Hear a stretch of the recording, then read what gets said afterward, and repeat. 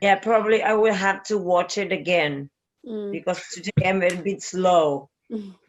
It's early for you. What time is it over there in Argentina? No, it's 10 in the morning, but I've been studying so It's early much for an and so Argentinian. many things that my brain has so much information that Okay, so I'm just going to start off with some introductions, and so I'll go around the room based on the screen that I can see, and just very quickly, in just a very brief way, name, where you're from, and what are you hoping to get from today. So Angela, let's start with you. Okay, I'm from Germany, but I'm Italian, and I don't know, a little bit more clarity about Okay. my family, and yeah, I don't know. That's okay. So let's ask a different question. What interested you about diamond light numbers? You're asking me? Yeah. And I don't understand the question, sorry. That's okay. That's all right. Sandy, let's move on to you. Hi everybody.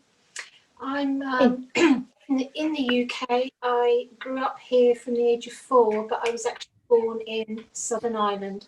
Hence, I have the British accent and not the beautiful Irish accent. Hello to everybody from wherever you are in the world. I became interested to do this for 2 things really. I started to follow Snell-Breath relatively recently, maybe about 3 months ago. Which I can't even remember how that happened, Tim, but that inspired us to have a call. I have no idea how that happened. And then you explained a couple of things on the phone to me, which was relative to the diamond light. That really resonated with me. Then I did my 21-day awakening. I just finished that last week, Snell-Breath, and I would like to become an instructor. And I'm really on this because the 21-day awakening took me so far, but it actually brought up more questions than answers, to be honest. And so I'm not sure, should I become an instructor? I'm not sure what my path and my purpose is, and I've got a lot of confusion. So that's what I'm hoping to get from today. I have read the ebook, and that really did resonate with a lot of things and a lot of patterns within myself. Yeah. So yeah, I'm hoping to discover what my purpose is and go forth with that. Okay. Brilliant. Well, thanks for being here. Lexi. Hi everyone. I'm in Newquay in Cornwall in the UK. So I really want to serve in a bigger way than I've done before, and I'm passionate about so much, but I really want to gain clarity on my calling and my purpose and why I'm here. I do have quite, I kind of know, but I just want to make sure that I'm pinpointing it so I can just serve in the best way. Mm-hmm. Okay. So I'm seeing a theme here around clarity, started with Angela, feeding through to Sandy, over to Lexi. Nathalie, nice to see you again. Yeah, nice to see you. So I'm French and I live in London, and I might relocate to France as well, so I don't know yet. We'll see. And so I follow your course recently with you, Tim, and I think you are really inspirational. So I want to learn more about what you're doing. And also a friend of mine doing a lot of numerology, and she said everything is about numbers. And I used to be a financial controller for a long time, and everybody say, why you are a financial controller? We could do so many other things. And every time I say, for about 15 years, I say, well, I choose this type of job because you can make a living. But then I knew it wasn't my calling. So every time I say, why I'm here on earth, and I always question myself for a long, long time. And I do my journey by myself, not knowing anything about anything. And 4 years ago, my mom passed away, and suddenly it was like a awakening. And every time I was reading an article, it was exactly my question. And I went through that. So I've done Reiki as well. I've done sound healing. I've done a lot of things like that. But I'm too shy to share what I know. And now I'm on the stage, I say, well, you know so many things, you should start to share. And Tim, when I look at your website, I say, wow, because I've done some restructuring for companies, and I started to be like a teacher, a coach as well. And your past, Tim, is a bit similar. You started with business and then you move on. And I say, well, is someone, you're a bit like a model for me in that sense that because before, every time I sing, I've done this and this and this, everybody say, what are you doing? Because my background was in biology, and then I moved to finance. Nobody understood my logic, especially being a French person. Everybody thinks it has to be in a box, and I wasn't in that kind of box. So anyway, so to make the story short, I'm still thinking what I'm doing in this planet Earth. And I know I've got a lot of things to share, and it's the same to get more clarity about my past and to understand better. I think for me it's a lot about shyness, because I don't know myself fully. So I say, if I know more about myself, at one point I will be able to understand more other people and maybe start to do something different. Yeah. So, Okay, fantastic. So it's still clarity, is the same word, clarity. Yeah, but in a different way, which is really, it's really beautiful to hear this in different perspectives and where different people are coming from. Thank you. Thanks, Nathalie. Nada, you're on mute, by the way, for your calls.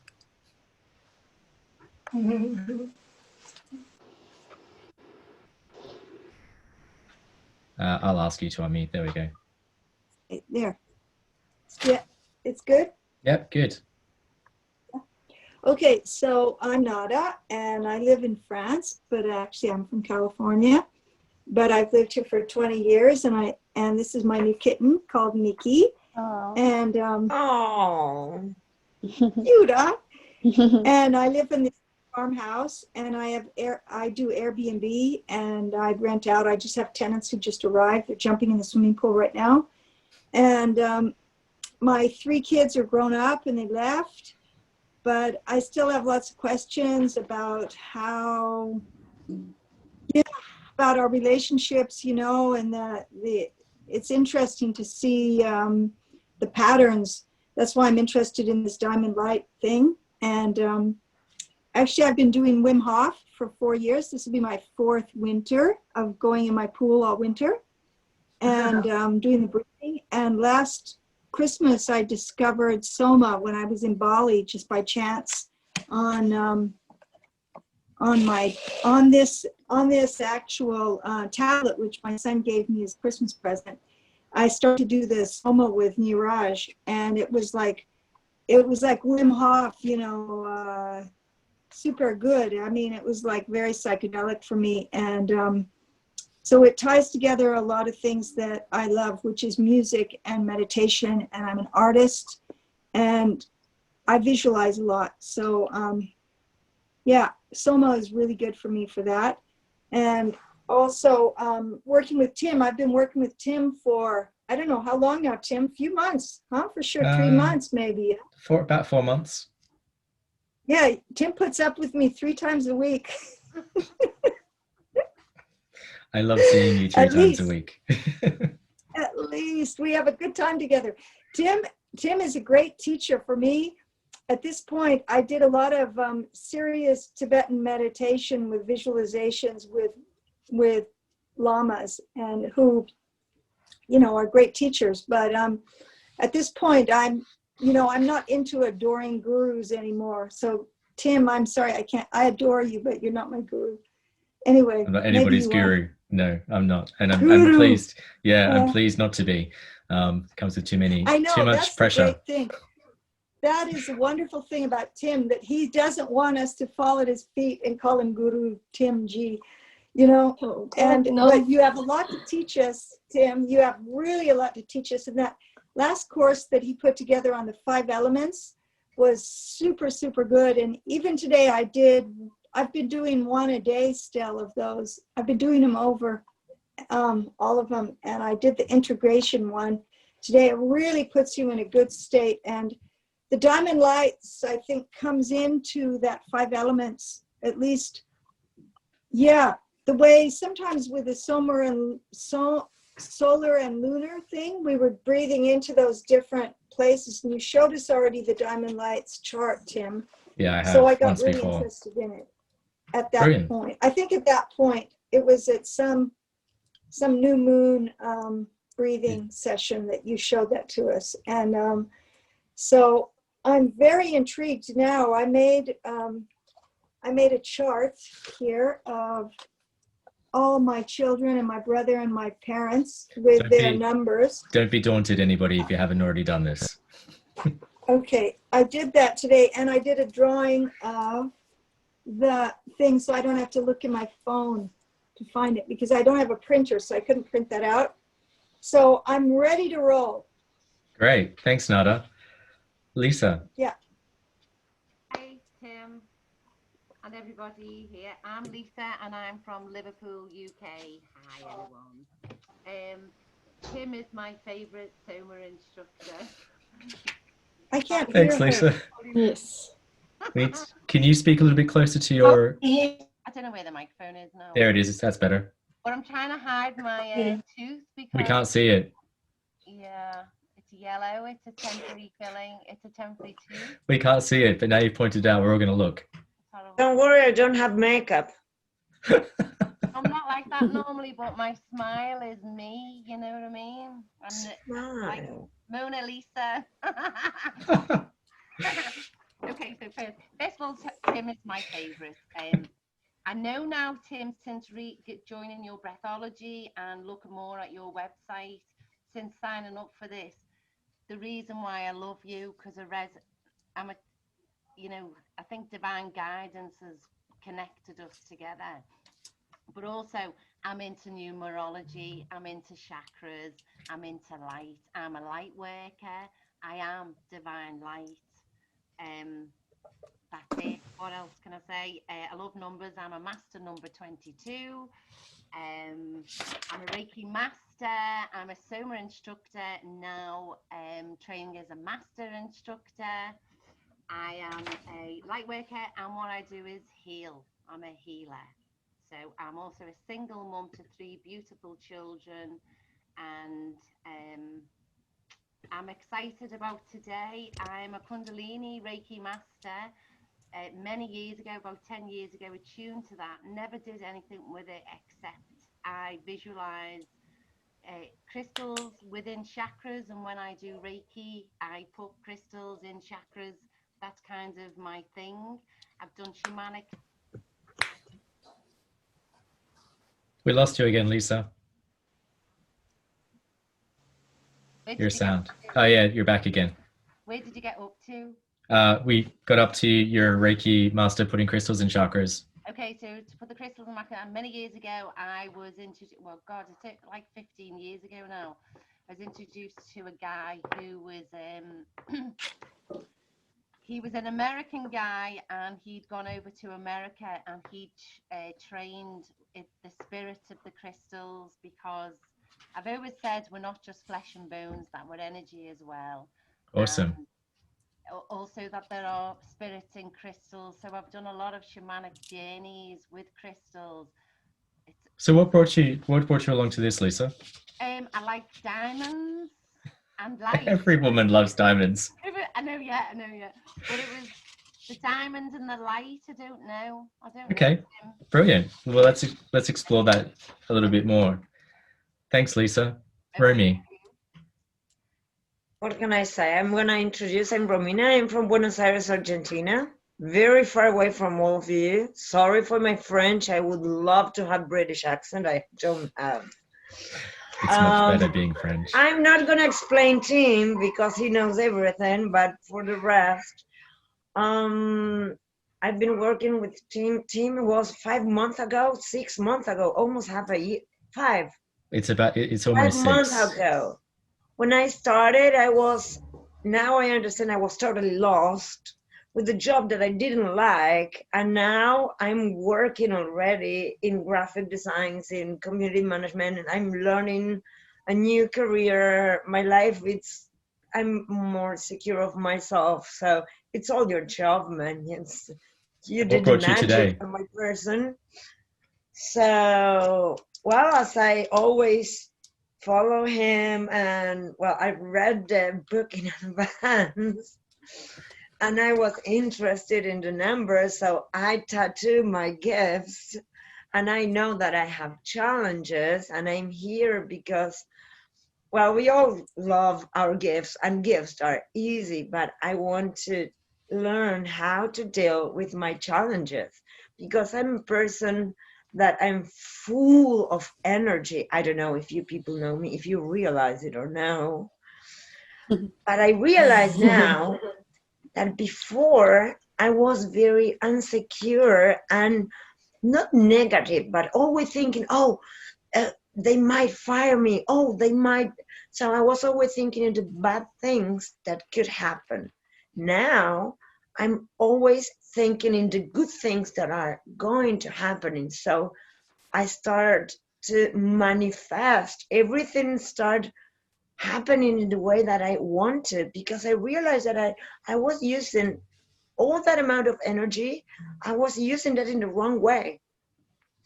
And I'm also interested, I don't know, we're not going to learn that here, but I believe that if our unconscious, it's very powerful, and we always learn that it's because something bad is hidden there, some patterns. Why we cannot put good patterns into our unconscious mind so we can reprogram ourselves, but in a good way.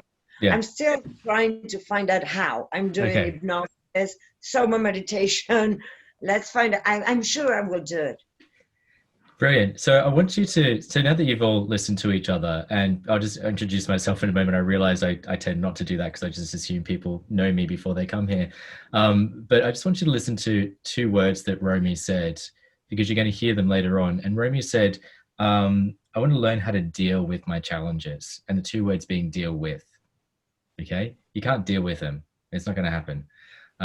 Because we always think we've dealt with things, and I'll bring that up a bit later. But also, the reason why I wanted you to introduce just a little bit about yourselves is so that when we talk about the numbers today, to what you would have heard in those introductions and maybe in your own introduction is something that you'll go, oh, now I remember somebody earlier said something about that, and I know how that relates now. So it's really good to have just a little bit of background about people, because you'll be able to see it in this room. And so to go back a little bit, to introduce myself to Sandy and Lexi a little bit more, it's really for your benefit, because you haven't been into any of my Snell-Breath workshops. I clearly lead Snell-Breath as an instructor, and I know that both of you have looked at my website.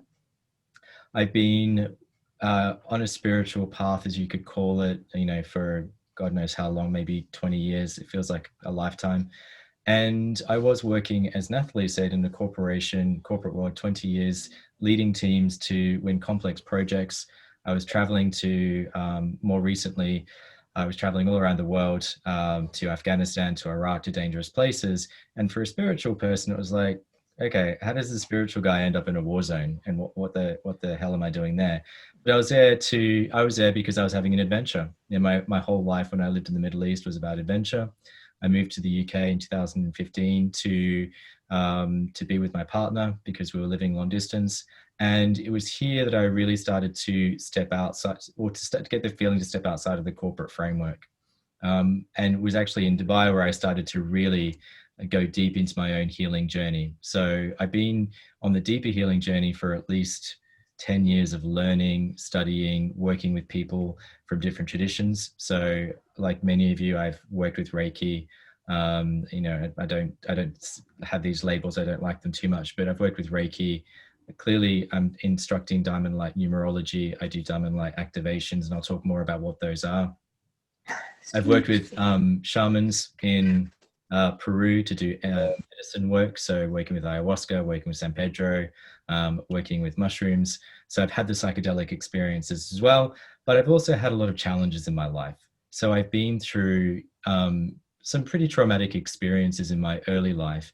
And I was born with a hearing, or discovered that I had a hearing disability at the age of 4, which has actually started to improve significantly since I got onto my healing journey, but even more significantly since I've done diamond light activations. And I have the proof that my baseline hearing levels have gone up by now, at least they were 20%, 10 to 20% the first time I had my test again last year, and it went up again another 10 to 20% this year. And for me, that's about me clearing my own emotional body. And that's what we're going to be talking about today. So there's a lot that's happened probably more recently, and we are in a much, we're in a time where things are speeding up, and we're in a time of kinetic consciousness. But many of us are trapped in what we call this karmic gridlock, and we feel like we're on the treadmill, and we're, we're constantly being flooded by our emotions, or we're not responding to our emotions. It can feel really heavy. So I guess my story is really reflected in a lot of the work that I now teach. And it's my own healing journey that's brought me in front of you today. If you'd said to me 6 months ago when I left my corporate job that I'll be teaching numerology, no. I'd be a Snell-Breath instructor, absolutely not. And that I'd be activating people to diamond light activations, not a chance. I was hardcore strategy. I was leaving to get back into the head to do coaching, and I do some leadership coaching, and I still do 3 days a week with a corporate. But it's very interesting seeing the polarities and where I actually enjoy spending my time. And it's definitely not being in an office, if I'm honest with you. It's here. Yeah, it's here. It's in this with space. Us. Yes. So Lexi, people have talked about Snell-Breath, and you may not have come across that. I don't think you have. No? Okay. So Snell-Breath. No, I'm a meditation teacher. Okay, brilliant. So I've done a lot of breath work, but yeah, not Snell-Breath, yeah. Okay, so Snell-Breath is a breathwork meditation technique, which many people in this room have been exposed to through either their own experiences coming to my classes, or they're on their own teaching journey as well. And part of this is that I'm going to give you a breathing technique to use with Snell-Breath. I haven't recorded the meditations for you yet because I needed to get all of your numbers, and now that I have those for the emotional body, I'll be able to do that. But it really is, a lot of what we do in this work is about breathing, and you can't get away from it. If I look at all the different teachings that I've been to, all the different schools I've been to from, I was a yoga teacher trainer as well. I did that training. But all of it is all about breathing. And so it doesn't matter whether you do Reiki, or it doesn't matter whether you do yoga. It doesn't matter whether you do meditation. It all comes back to the breath. And it's that breath that is really central to many of the ancient teachings as well, although it's de-emphasized in some because we focus on moving energy or transforming things. But ultimately, it still comes back to the breath, because even in the natural wisdom learnings that I did, even in the medicine work that I did, everything, the ability to work in those very, very heightened states comes back to your ability to control your breathing. And it's when you lose focus and you lose control of your breathing that you completely feel like you've lost yourself. In my own experience, my own visceral experience of it. So today, let's, I'm going to flick over to a PowerPoint, and please, if we could use the hand raise function in, okay, so I need to, please restart your computer audio. No, I'm not going to do that. Sorry, I've just had my laptop read.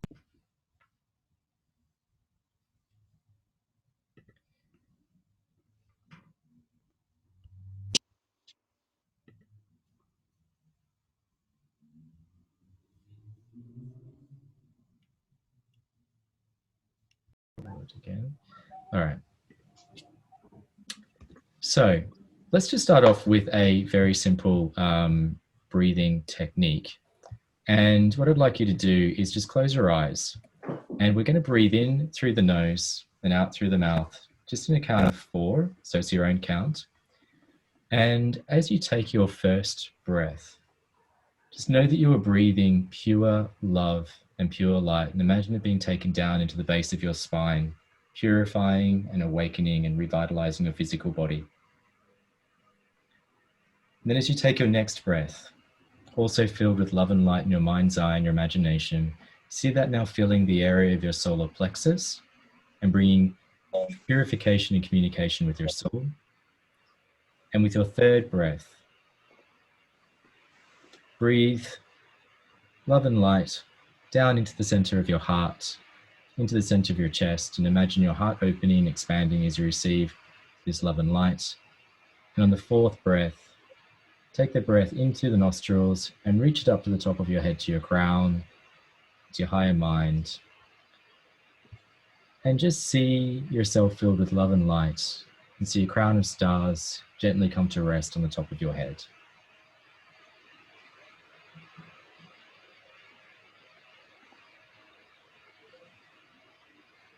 And then when you're ready, open your eyes again.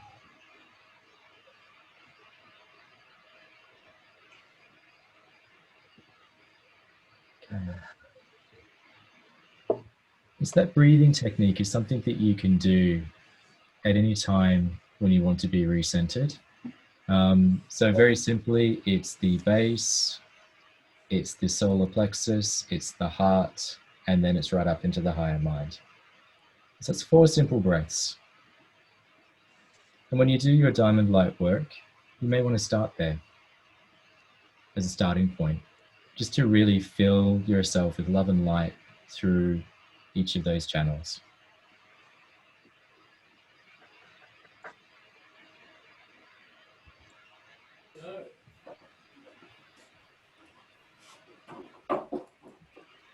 Is that somebody? It must be somebody else's thing. Okay.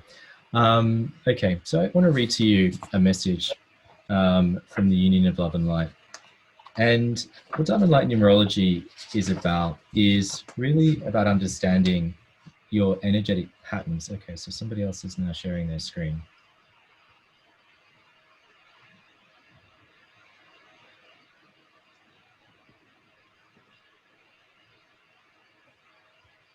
And I'd encourage you to take your own notes. Could the person who's sharing their screen please stop sharing their screen?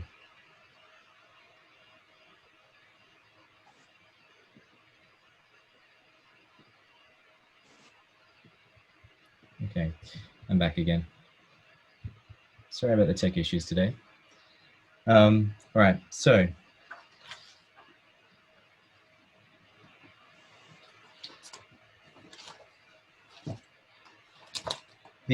what we're going to be doing is focusing on the numbers which are related to your energy centers. And this message from the Union of Love and Light really will help you to gain an understanding of where this teaching comes from. The Diamond Light numbers were channeled by Jennifer Starlight. She's the teacher who has activated me. She's activated a number of people using the Diamond Light activations. And she has also, yeah, you can have the last slide back, of course. So she has also channeled what we call a kinetic consciousness called Min, so Amun Min. And she works with Amun, she was working predominantly with Amun Min, who is a masculine, I guess, masculine kinetic consciousness. He's actually now taken a step back as there's more feminine energy coming back down onto the earth. So we're in that transitional cycle. This is essentially Jennifer's body of work, and Diamond Light numbers is a real subset of it, but it's the starting point for you to gain an understanding about how you can heal your emotions, how you can heal your body permanently. So this is about a permanent transformation. This isn't about a temporary fix, but it requires a lot of courage. And so this message will help you to contextualize where this comes from. And so the message from the Union is that I humbly come forth, I humbly greet you, I humbly embrace you. I, the mother of your invention, I, the mother, the protector of your nature, I, the bringer, I, the blessed divine image of you, I greet you with my open heart, my open mind. You are jewels, you are gems, you are giants of love and light, and I have never abandoned you and never shall. I've reflected myself in the beauty of all that is around you. I have protected and nurtured you with this beauty. and it is my greatest joy to do so and continue to do so. My heart burns with the fire of your inner earth. My veins fill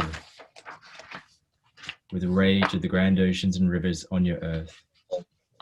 My body erupts with pleasure and bliss through the mountains of your earth, and my voice sings in bliss and love through your winds and through your birds. As I am the protector and the nurturer of you, I am the protector, the nurturer of this place you dwell, the earth. She is my child, and she is my pleasure, my passion, and my purpose, as you are. You are the ones of love and light. You are the beings called to this child of mine. You are the ones who are the custodians and the bringers of love and light to this child of mine that you have named Earth. I have many children in your solar system. All are important. All have their own personalities. All have their own wills. Everything seen and unseen in your solar system has a place, has a purpose in my heart and yours. I now bring myself to you through these words to make a very humble request. This beautiful child, the earth, now requires you, the custodians of love and light, to assist her, to nurture her and to remind her of her divine journey and of your divine purpose and her divine place. For she is on the brink. This child, she is on the edge of oneness and of union and remembrance of all she has been and all she shall become. It has been expressed to you that I am the rainbow mother of all nature, or what we call the hue man. So the rainbow being of the mother of all nature. I am the guardian and protector of what you call your natural world.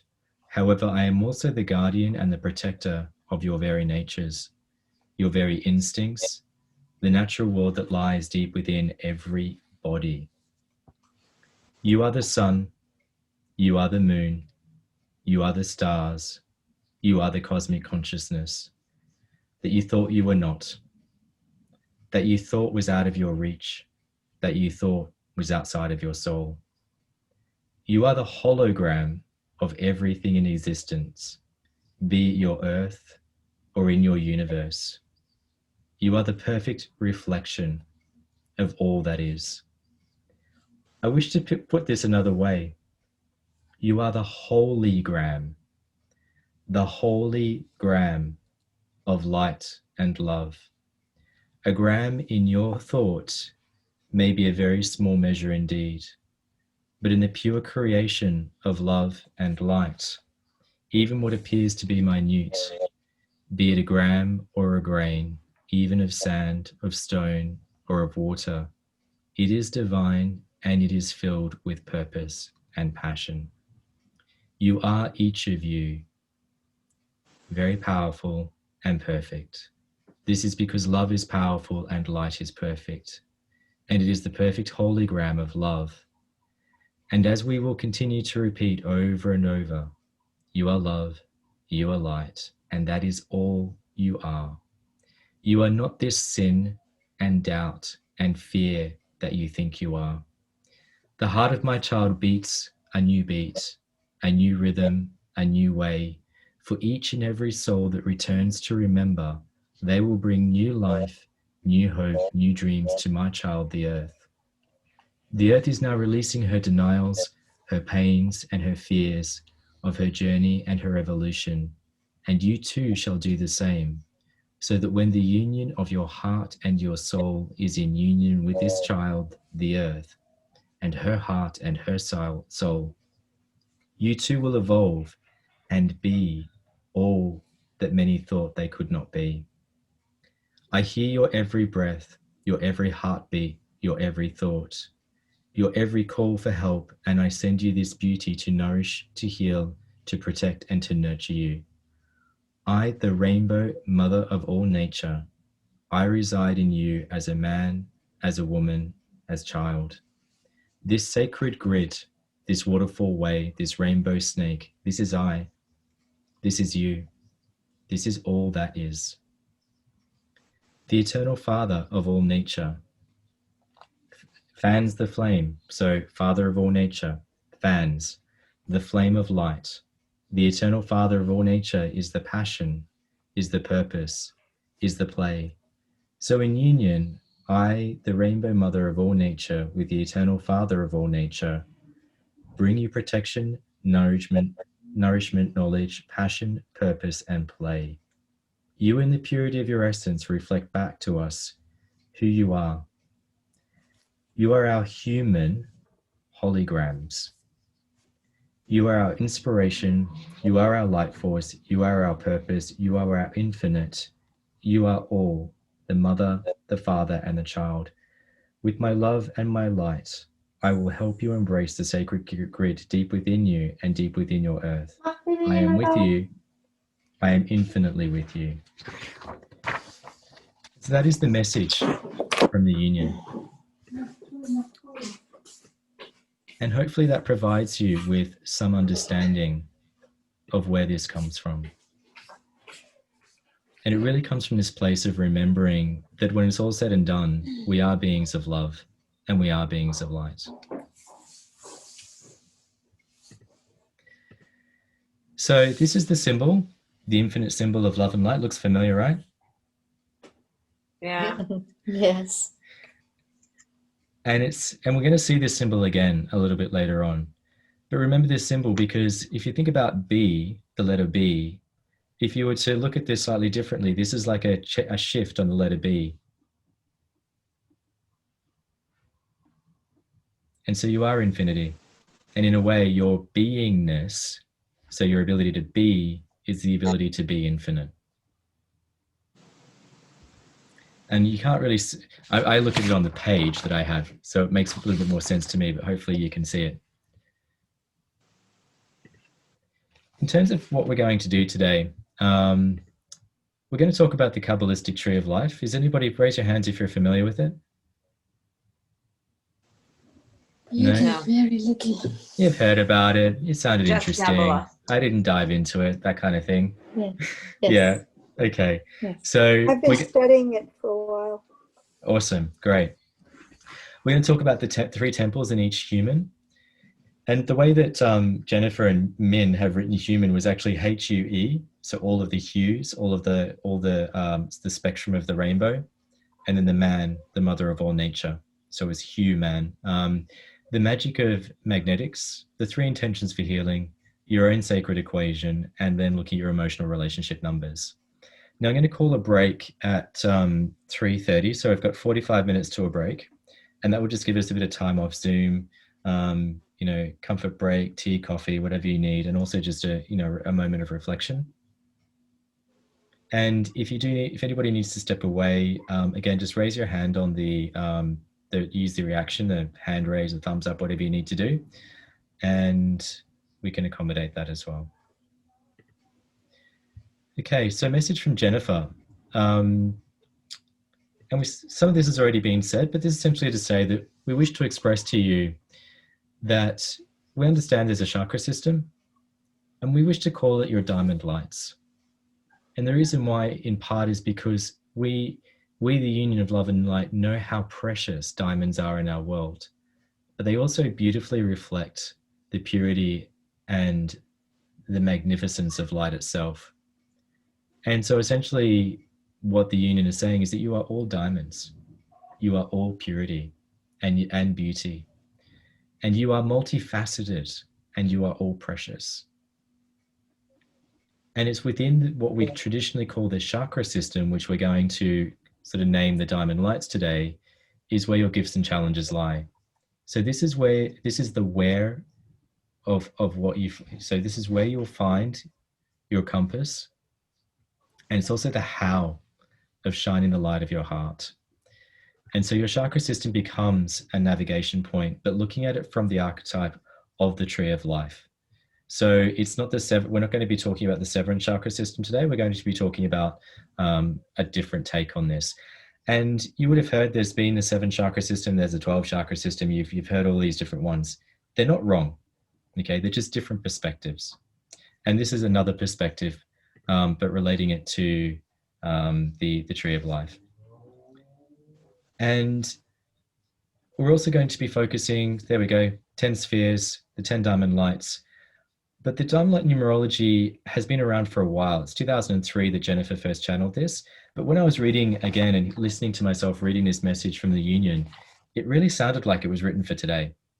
It really sounded like it was very much written for this time that we find ourselves in 2020, where we're seeing the big shifts. And for me, that's just a real reflection of how far ahead this teaching was in 2003. And it's evolved over time. So Jennifer continues to research the diamond light numbers with all of her students, with all the people who come to her courses. She continues to update, which is why you would have seen in this chart that I sent out to you, there was a slight difference in some of the language to what you would have seen in the ebook. Now, Jennifer at the moment is rewriting diamond light numbers, and she's adding another, I think she's got another 2 books to write, because she has so much information and only 2 hands and to be able to write it all down. So she's got a lot of knowledge.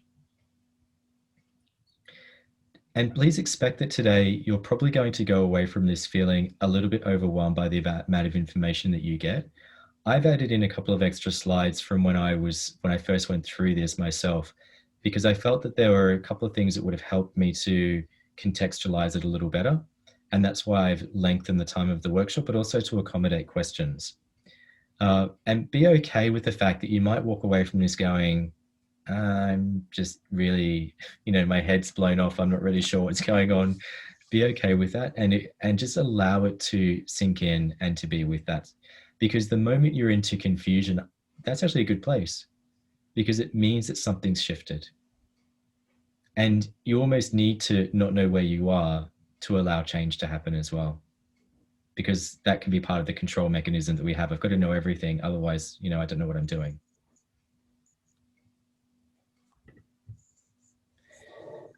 So as you can see on your screens, I have to just navigate the Zoom window.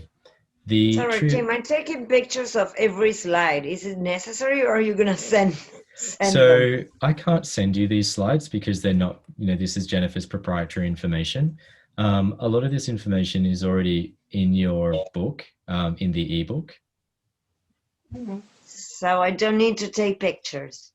Well, I don't think you need them. I think part of the taking, the desire to hold on to all of this knowledge keeps you in the head. Okay, thank you. And part of this is an intuitive process as well. So I would encourage you to relax into this, take notes as you need to, but don't get so bogged down in the taking of notes, because part of this is also just a feeling experience. So the Tree of Life, many of you said you've seen it or that you're familiar with it. And you can see here that this is where the diamond lights, the planets, and the Tree of Life intersect. And what we're talking about when we talk about the diamond lights is essentially the Tree of Life on the human, and I'll show you how that plays out in the next couple of slides.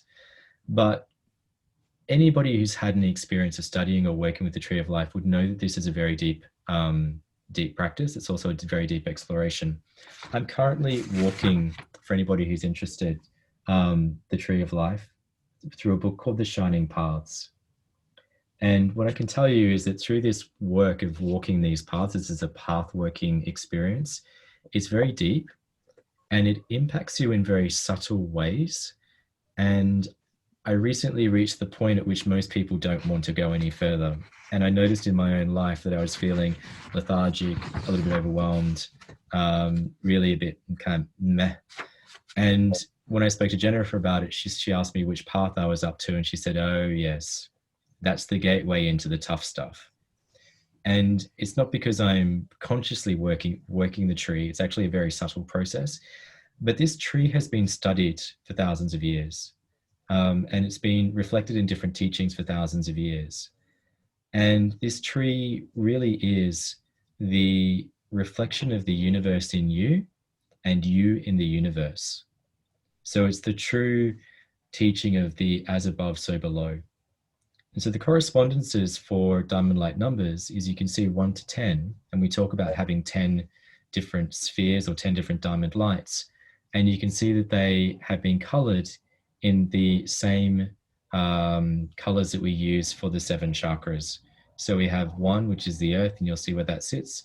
2, base chakra, as you know it, so the moon. 3, sacral chakra, is Mercury. 4 is Venus, which is the solar plexus, moving into the heart at 5, up into the throat, Mars, then up into the third eye, which is Jupiter, then up into the crown, which is Saturn, and then above the crown, Uranus, number 9, and then way above the crown is number 10, Pluto and Neptune. Now, we won't be talking about the planets per se today, but if you would like to do a deep exploration of the planets and the numbers, then Jennifer's other book, which she wrote again back in 2004, is the book called Union. And I'm pretty sure this is an inexpensive ebook on Jennifer's site. But if you really want to go deep into the correspondences between the numbers and the planets, and to understand the soul's journey through the planets as you're coming onto the earth, then this is a really great book. It's quite deep, it's quite detailed. And I'll be honest with you, you could read it 2 or 3 times and you still won't get all of the detail just from reading a single number. And what I've noticed about this work is you'll get the knowledge today and you'll go, nah, I'm not so sure, or, you know, I'm with it, or whatever it is.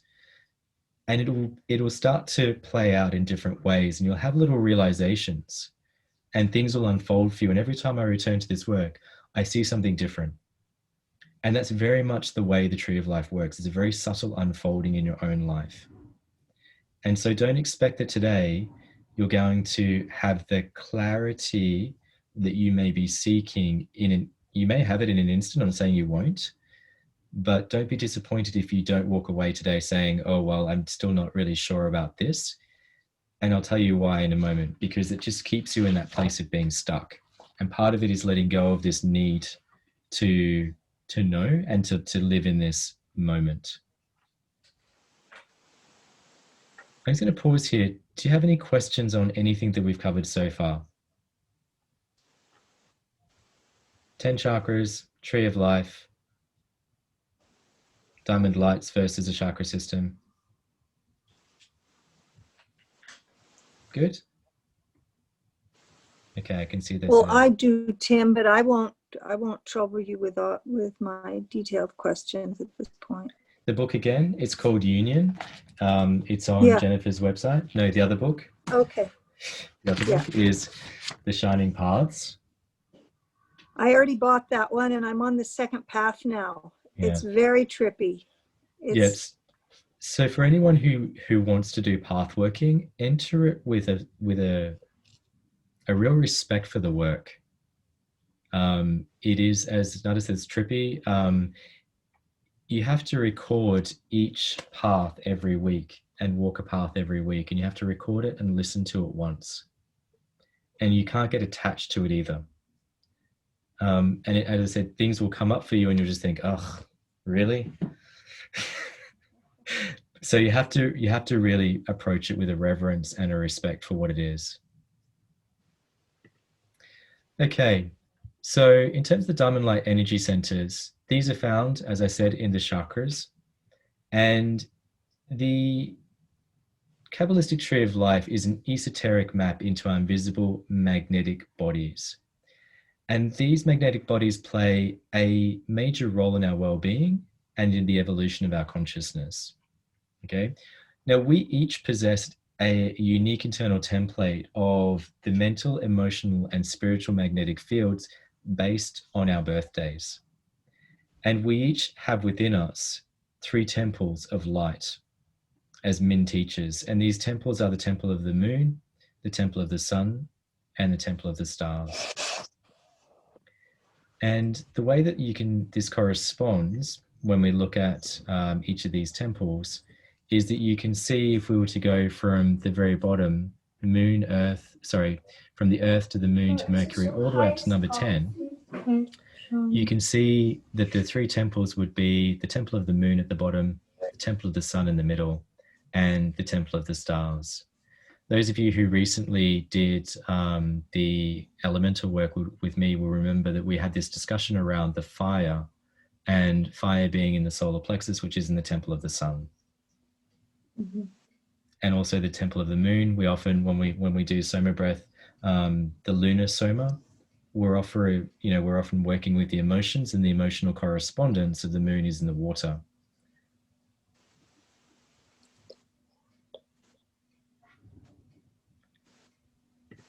Okay, when we look at this as overlays over a human form, you can see that the tree of life, the planets, and the energy centers actually move from the earth, below the human. The earth, number one, is what we call the Earth star. And then we go up here, so that would be the temple of the moon. We then have the temple of the sun. Where's the one? And then we have the temple of the stars. And this is where the 10 diamond lights exist on the body. So you will recognize the 7 traditional ones, and then you'll see the extras. And so if you do decide to do path working, you are essentially walking that internal pathway, every single one of these, through your body, through your psyche, through all of your experiences.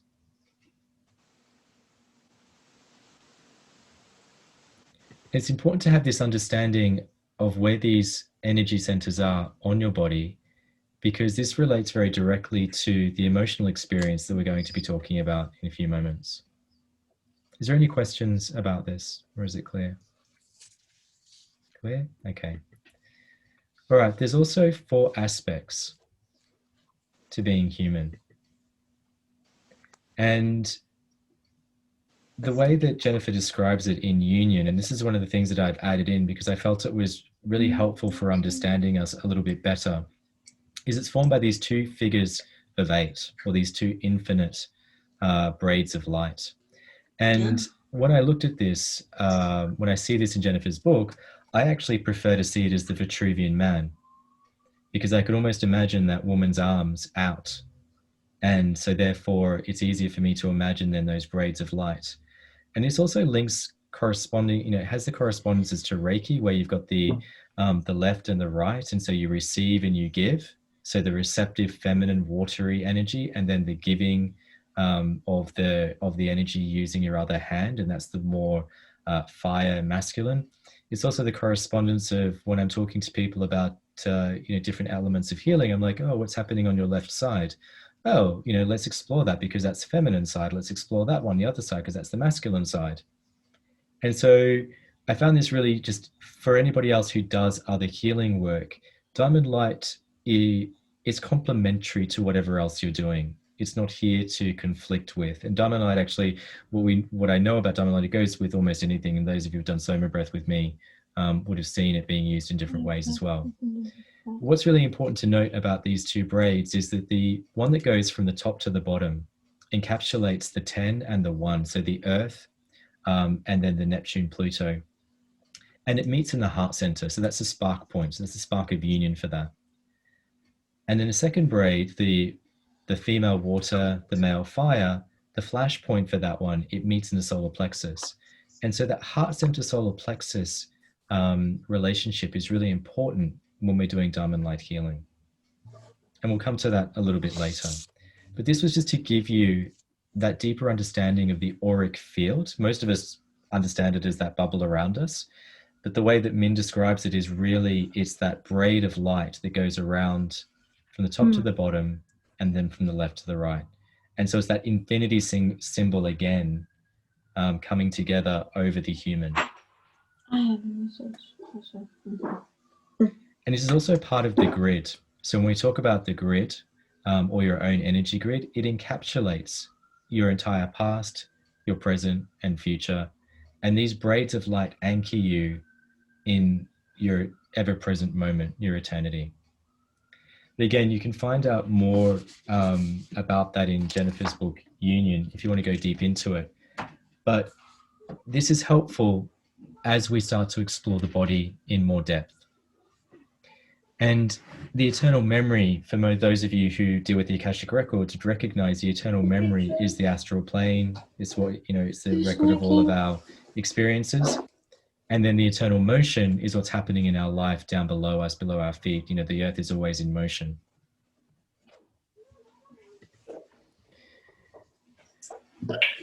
Those of you who've read the book would recognize that our thoughts and feelings have an electromagnetic reality.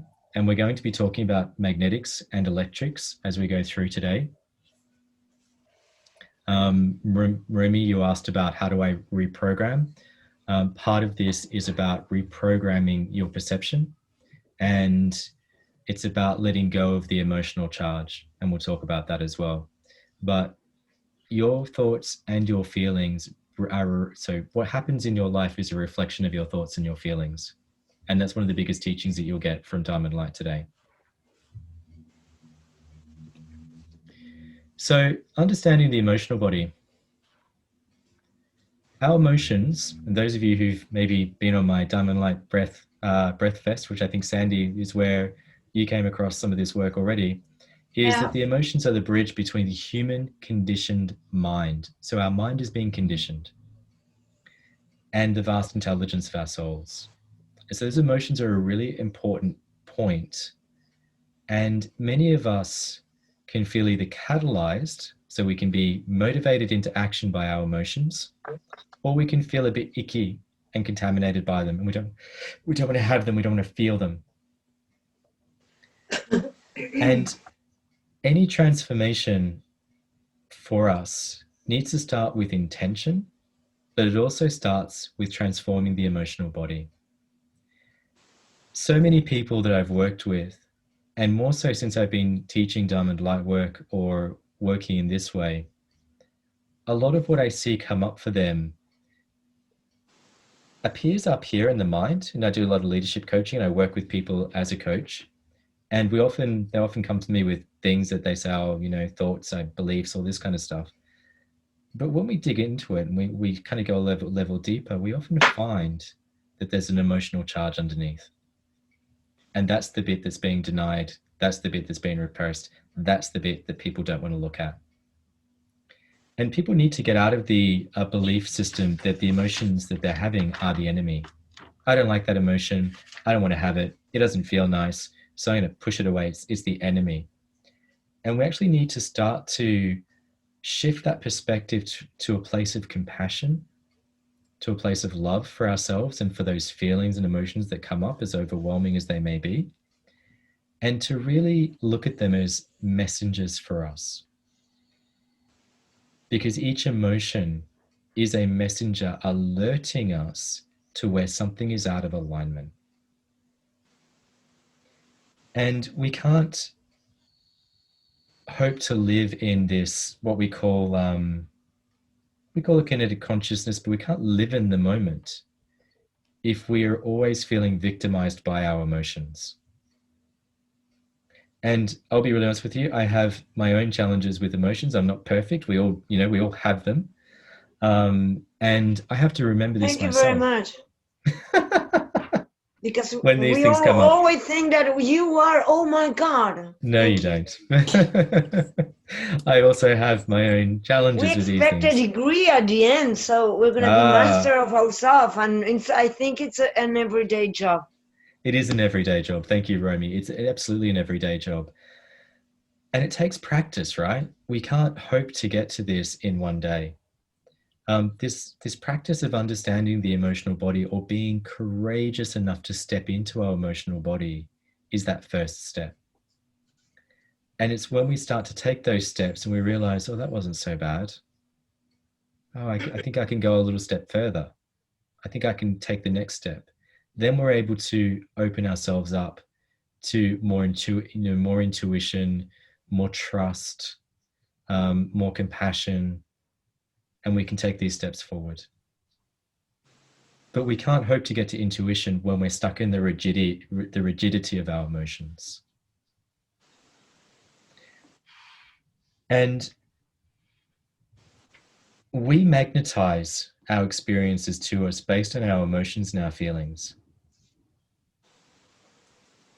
So everything that happens to you is something that you've magnetized to you, either for a learning experience, to help your soul evolve, to wake you up.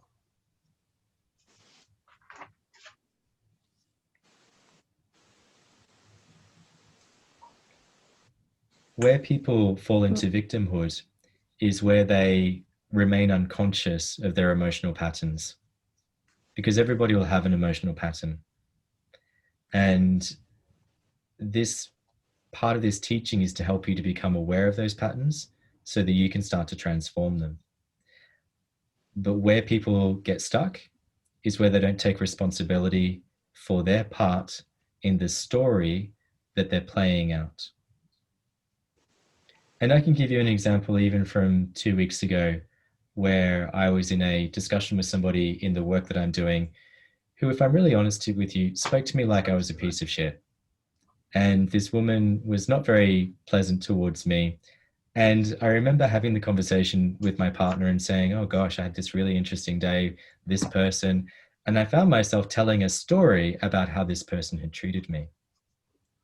And it was in that moment that I had to stop and rewind.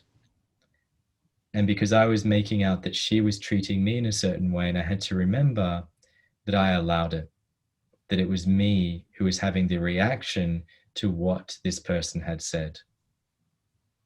And that I needed to be more compassionate with myself and with her to be able to move beyond that. And so we can fall into this very easily. And as Romy said, it's an everyday job.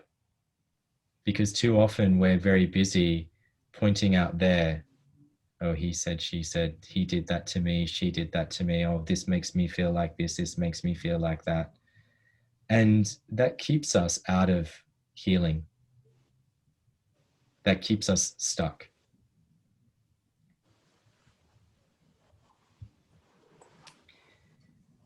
We live in a magnetic dimension. Okay, everything around us is magnetic. And this is why what Bruce Lipton says is so powerful. And it's so simple as well. Our emotions magnetize our experience to us. Like attracts like. We say, so within, so without, as above, as below. These are real things. And it's until we start to shift the internal emotional landscape, until we start to do that, we won't be able to make changes on the external emotional landscape. And part of it is because our emotions are a direct reaction to a belief that we have. So one of my beliefs about the way that I was spoken to the other day was, well, who are you to speak to me like that? How dare you speak to me like that? Well, she can do whatever she likes at the end of the day. It's my reaction to how that person showed up that caused me the pain. It was my reaction to being misunderstood or unacknowledged that caused me to have a response to it. Tim, can I ask a question? Go for it. So based on that as a scenario and all the revision and stuff you've done since, how would it have better served her to deal with it in the muse through that? What could you have done differently? What could I have done differently? So in the moment that it was happening, I could have not reacted. So I didn't have a violent reactions per se. What I did was I tried to defend myself, which then caused this person to react even more. And what I could have done was just accepted that this person's having an emotional reaction, and actually it's probably nothing, it's in some ways very little to do with me. And when I reflected on it, I've reflected on it a lot, it's actually a lot to do with this person and their experience. Yeah. And in actual fact, it's got nothing to do with me. And I still have to work with this person, and I still have to get along with this person, but I'm not going to take on the emotional charge of it. Mm. And for myself, in doing things differently, what I could have done is said, okay, I hear what you're saying. Thank you very much. Move on. Instead of perpetuating the argument. And then say rather than done. Well, yeah, and it's also part of this to then go away and reflect on it. Well, what really upset me about that communication or that issue? And sometimes these things happen, like you have a blow up, you have an argument with somebody. The point is not to carry that forward. The point is to look at it and to say, what is it about that really, really got me? Was it not being acknowledged? Was it not being understood? Was it the perceived disrespect? In actual fact, it was a misunderstanding, and the misunderstanding was a miscommunication, which could have been solved differently on both parts. And I'm not responsible for this person doing their work. I'm only responsible for me doing my work. But I also know that when I do my work, it changes the people around me anyway. And they can continue to behave in that way, and I can choose not to be impacted by it. So I can find other ways to navigate it. So it's really about, and it's also part of this is understanding what's yours and what's mine. And that can be difficult because a lot of the time people are projecting things onto you.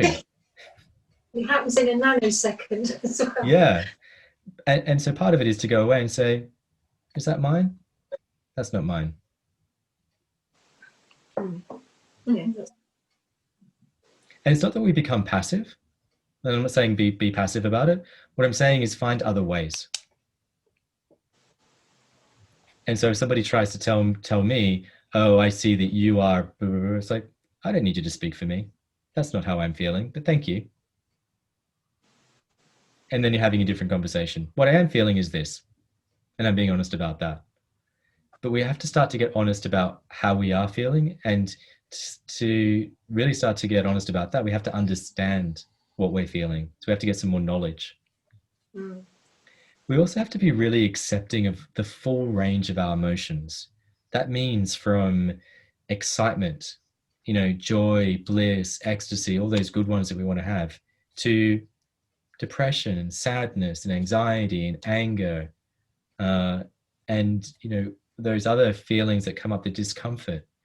We have to be able to give all of them the same credibility, the same love, the same compassion, rather than kind of choosing, I want this. Well, we all want to feel good, but we can feel good if we're able to navigate the ones that are also uncomfortable from a place of love and humility. In a way, I always feel like I'm saying something that is what you hear in the Buddhist tradition of being grateful for everything that happens to you. Something bad happens, be grateful for that, because it could have been, it maybe stopped you from something far worse, or this was meant to happen. And in a way, it's a bit like that. But what I'm saying is just be really grateful for the full texture of emotions that humans can experience, because our real gift as a human is being able to feel through all of the 5 senses and to be able to process that. But our emotions need our complete acceptance and our complete understanding before they can transform themselves. And I'll talk about how we do that in a moment. Oh, good. It's good. I could see questions on Yes, we people's are all faces. raising hands. Yes. Rumi, what's your question? No, something very practical. Yeah. Everyone is advanced level here, but No, they're probably not. it's useful. Okay. Yesterday I have, I work with Mexicans and they are very violent and very stressful and they suck my energy. And yesterday, for example, someone was like telling me, the discussion was, okay, you are not good enough, for example. Or it was not the point. The point was that, like, I was not doing my job right. Mm-hmm. And my mother told me something. Okay, let him believe that. You do your job in the right way, so it doesn't matter. Don't feel affected. And that made a click. And now that you're talking about emotions, every time I have a discussion with these Mexicans and I'm dealing with these people, I will have to start to ask, okay, what you are triggering inside of me? Am I wrong? What I want to know if I'm lost or if I'm. Well, I would ask you, why are you working with people why have you chosen those people to work with to give you this Because darling, experience? soon I'm gonna start to do what I love, and I'm gonna have my own agency. But until then, thanks to you, but until then, I have to pay the bills. So I have no other choice until I start with this. That I'm advancing really, really fast, thanks to your units and the job inside job that we did together. Yeah, but part of the inside-outside job is that you chose to work with them to have an experience. And so, you know, it's up to you about whether you continue to have this experience with them or whether you change it. And I think you know that there's always other constraints. So there's always the part about, I need to earn this money from, in order to do all these other things. But maybe there's somebody else who can pay you to do this. And what about it? What about the emotion? What is it about what they're saying that triggers you the most? That is the thing. For me, it's a lesson until I leave. There is a lesson I must learn, that it's okay. Say whatever you want. It cannot affect me. Yeah, well, yeah, there's grit in that. But I would go a level deeper and say, when they say these things, what emotion does it bring up in you? And to get under that standing. And justice. I cannot deal with people that it's not logic and they don't know what they're talking about. So they blame everyone because they don't understand. So the game is to you have to point the blame in someone, me, whoever. And you'll continue as long as you're willing to accept it. Yeah, but I will not continue with that job, but I need to have another thing that I'm working out and I'm solving that problem. My mind is already out from that job, but for a few time I will have to deal with them. But I want to leave the company with a good, with something positive. I want to learn something. Maybe you've learned it. And I know I can. Yeah, but maybe you've learned it. And so part of this is about, maybe you need to move on. Maybe we're pushing you away. Yeah. And maybe that's part of it as well. Like, have you had enough yet? Yeah, but they behavior. The entire company resigned. Only 2 employees remain. We are the 2 survivors. Imagine. I'd rather be the thrivers than the survivors. But I always think that probably you have something still to learn. That is to say, okay, enough. You up to here to learn to set boundaries without fear. We can explore that. Maybe something will come as we move through this, unless you've got a more specific question.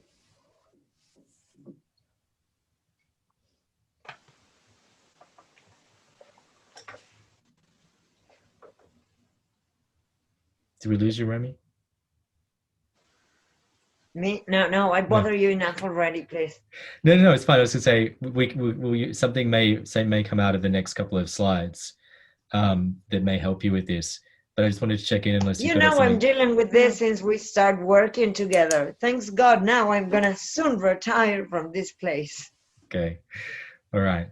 Angela, you had a question, which was, how do we do this? Yes.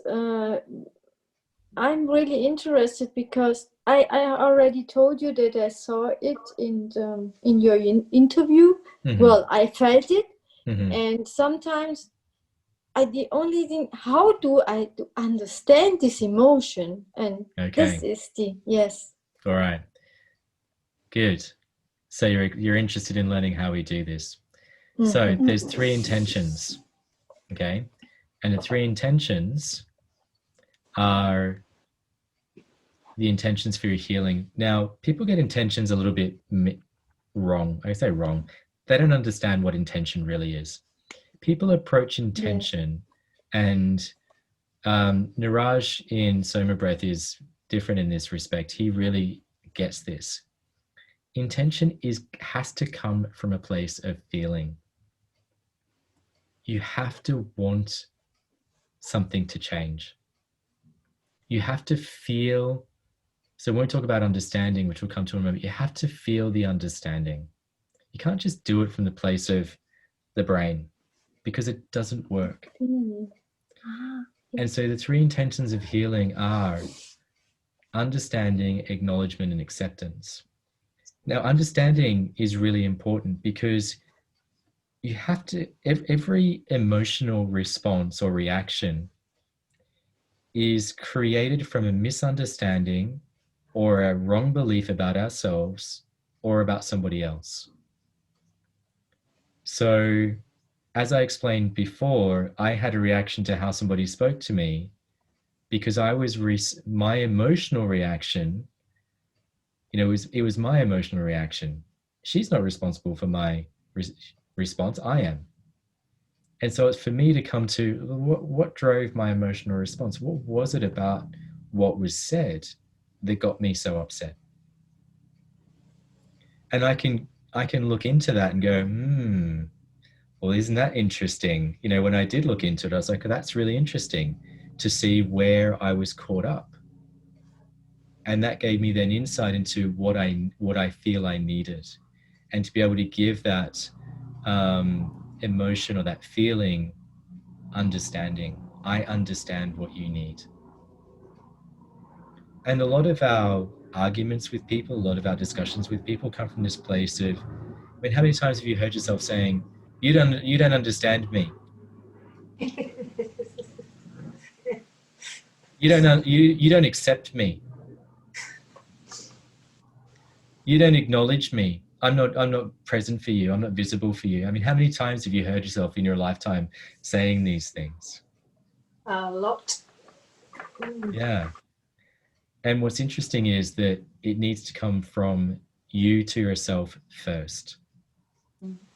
So you have to get under the resistance that you have to what's going on over there. Because it's not about them, it's about you. They talk to me badly. How do you talk to yourself? Right. Isn't it often a reflection? It is always a reflection. To us of Yeah. What's coming to us is actually what we deep down at the core subconscious level believe about ourselves anyway. Yes. Until we heal those. But and to heal it, the first step is to understand it.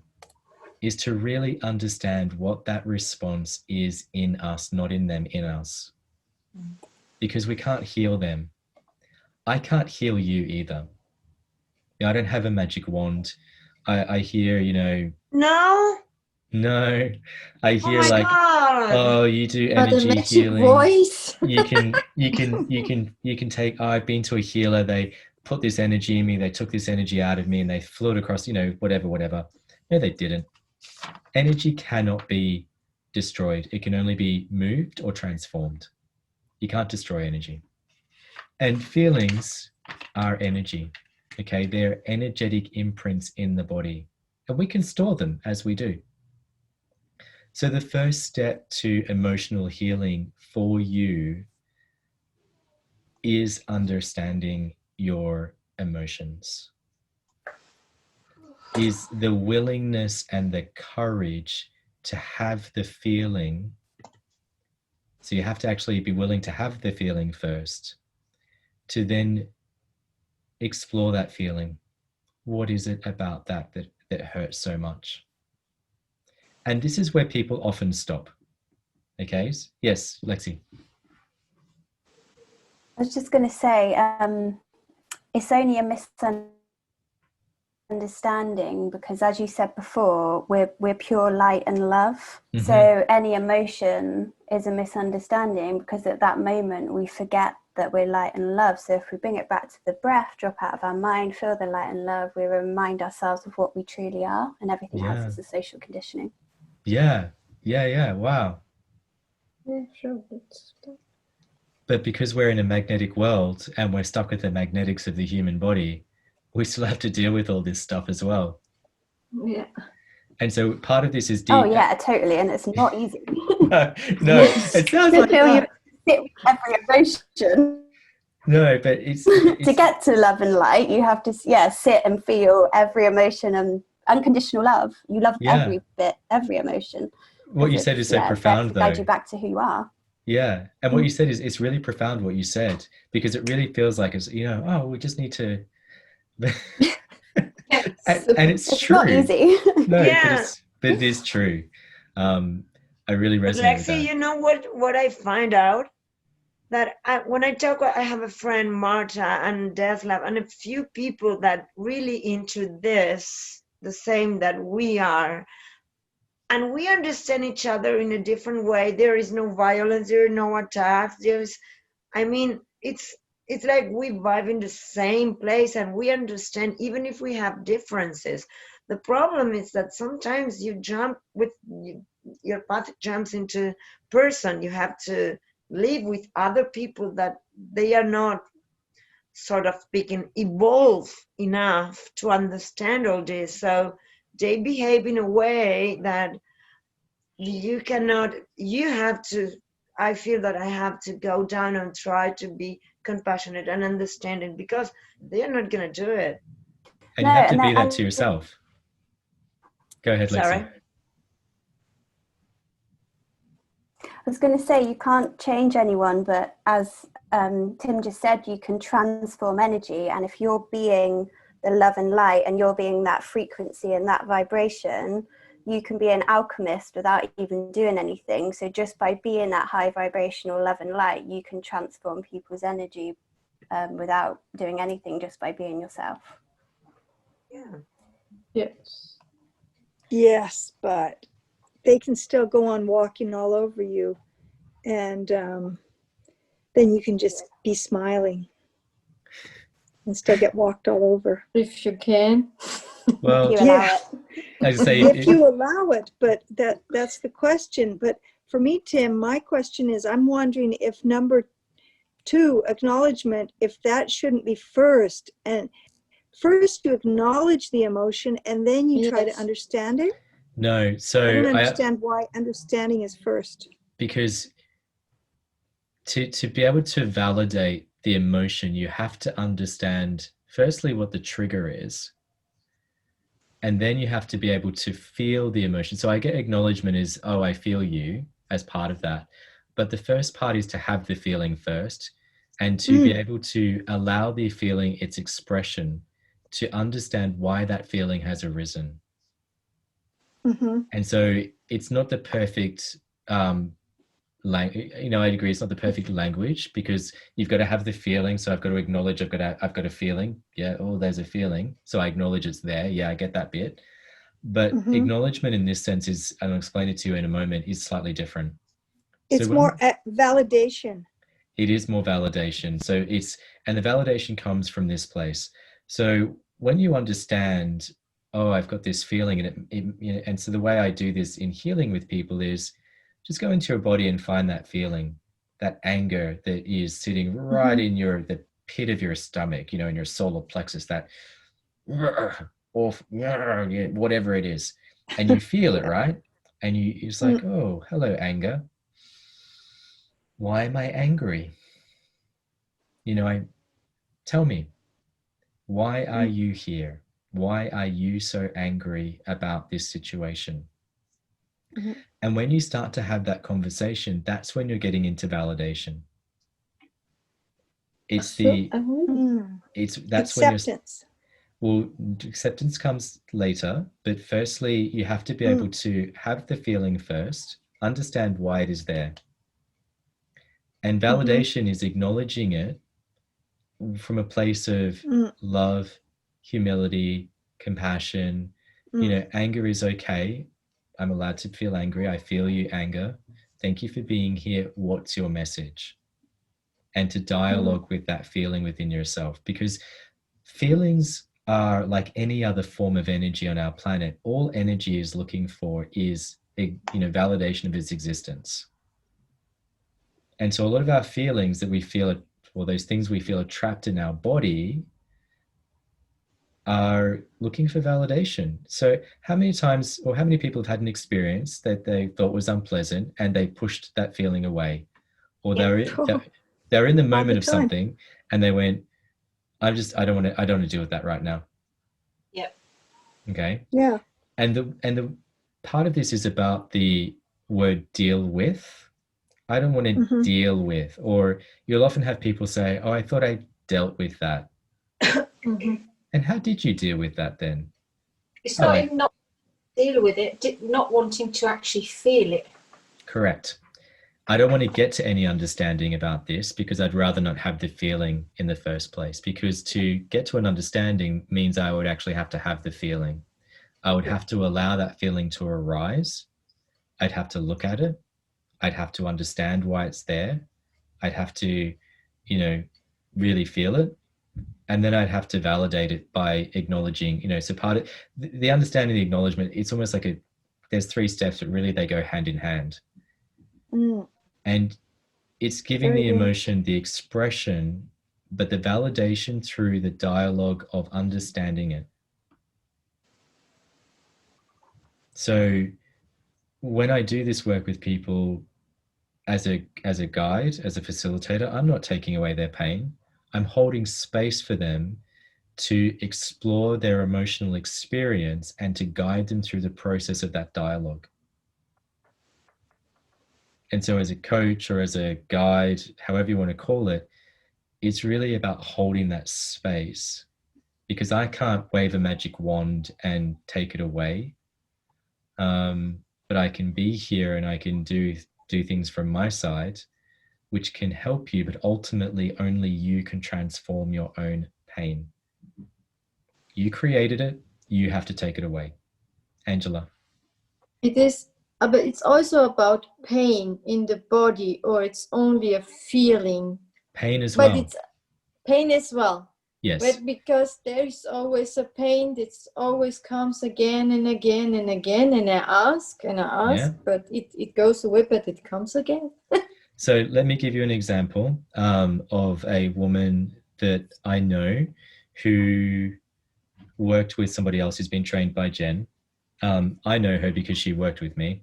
And she said to me, Tim, I've been to chiropractors, I've been to therapists, I've been to all sorts of healers with this pain in my hips. I always have this pain in my hips. Oh gosh, this pain in my hips.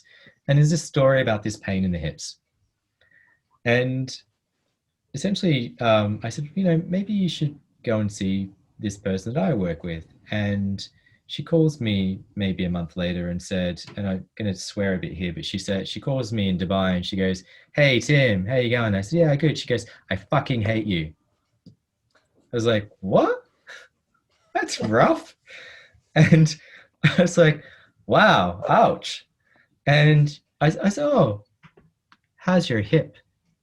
And she said, well, yeah, the pain in my hip's gone after 10 years. Thanks very much for that. But now I've got to deal with all the other shit that came up. Okay. And I was like, so the pain wasn't physical then, was it? No, it was a deeply held, trapped emotional blockage, which again, this person, the more they resisted the expression, the more painful it became. But again, the resistance comes from not wanting to let go, because if I let go, then suddenly I'm not protected with all these other protections that I've kept around me or that I've built up around this story. Oh, if I have to acknowledge that story, then I have to actually realize that I'm not a victim anymore, that I was an active participant in the experience that I had with that person. And it didn't happen to me, I co-created it. And that's actually the more painful part of this for people, is that we don't want to acknowledge our agency over the pain we created. It's too easy to point it over there and say, and I've been through this, I did it myself. I'm quite happy to admit it. I did it for a long time. It's his fault. He did this to me. He did that to me, blah, blah, on it went. In actual fact, I allowed it at the end of the day. I was responsible for my participation in it. And it was much harder for me to admit that. In my own story, I did everything to not have to deal with it. I took antidepressants, I went to therapy, I tried to blame the other person. And at the end of the day, it wasn't until I was able to own my part in that relationship that I was able to get to some, to my own level of acceptance about what had actually transpired. And I look back on those years and think, gosh, I wish I just cried my eyes out for a week than going through all those years of trying to push it away. I wish I'd really just sat with the feeling of loneliness, of sadness, of loss, of grief, of depression. I really wish I'd had the emotional experience, because it took me a lot longer to try and deal with it. And so part of this validation is actually the full expression. And the acceptance comes when you're able to look at all of this without judgment, with compassion, and say, I did this. I accept my role in the dysfunction that exists here. Now, because of the way that my screen is set up, I can't see any. So if you use the reactions, it sends me a little, what do you call it? A little note or a little icon. But if you're raising your hands like this on the screen, sometimes I can't see all of you. So that's a pretty big chunk of this work. In fact, this is the work, this piece. And this is the constant work that we do. When we have the emotions that we don't want to feel, this is what we do. This is the practical, how do I heal my emotions? You give them understanding, validation, and complete acceptance without judgment of their existence. From a place of self-compassion, self-kindness, and self-love. Are there any questions about that before we take a break? Yes, I do have a question, Tim. Nathalie. Mathieu, close the door, please. Mathieu. Sorry, my son is just coming. That's okay. I've got a pain in my left side, and I always thought it was because of the pregnancy. Mm-hmm. And now I say maybe some emotional blockage there. Where do I start? So because I don't know, on my spine on the left side, I always thought it was the peridural that they did something wrong at the hospital. Yeah. And I started to get pain, and then it go to my left legs. Yep. And then the pain changed over time, and it's growing and growing. And sometimes I've got it, sometimes I haven't got it. Where on the body on the left side, which number would it be? It will be number 3, I guess. Yes. And your birth month is? March. How interesting. So this is the emotional wound center. So your emotional center. And we'll come to this in the next part. But I'll wrap up here with you, Nathalie, with your question, then we'll take a break. But it's no surprise that your number is 3 and that your major pain center is aligned to around about the 3. Okay. Because although all of us will have experienced what we call all of the challenges here, and the challenges being separation, abuse, abandonment, denial, betrayal, control, and the rest of them, our primary energy center, where that challenge will manifest in our lives, is based on the month of our birth. And that's part of the next slide or the next chapter in our teaching. You're going to explain that, right? No, Romy, I'm going to leave you hanging. No, you won't. So, Nathalie, are you okay if we just park that for a moment and we take a break and then we come back to it in the context of what's coming next? Yeah, sure. Okay, Thank brilliant. you very much. So, everybody, let's just take a quick, 5 to 7 minute break. And I'm just go on mute, turn off your cameras. No need to leave the room unless you need to use your device for something. And rejoin in, say, 5 to 7 minutes. What time? It is, well, I don't know what time zone you're in.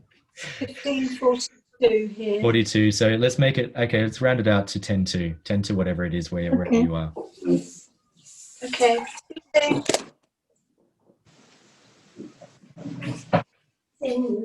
Thank you, Tim. Now, can I tell you Thanks, something? Tim. Are you hearing me? Yes. I could quit my sleeping pills, my antidepressant pills, everything. You quit. Yeah, I quit. It was everything in my head. You realize this is being recorded. Oh, it's been recorded, you know. Okay. I have no problem. But all the work that we are doing together, it's finally, now I have another, just someone sent a message. I have a new client. So soon I'm going to be free and I'm going to do what I love. Remember when we first started?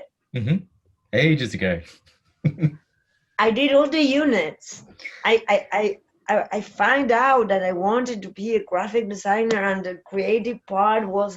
Oh yeah, you were in the first group, Alchemy of Potential, when I had a lot more of the career development type stuff. You had units, and look, I have the book. It's everything here. I did every single unit. I tried it down. I did all the homework, a very intense inside job, and now my life is changing. Amazing. We still have to work a lot. Okay, I'm gonna tell my mom. She's gonna be very happy, and my daughter. She will have to help me. Okay, are you gonna take a break? Because I'm gonna be back in 5 minutes. White suits you well.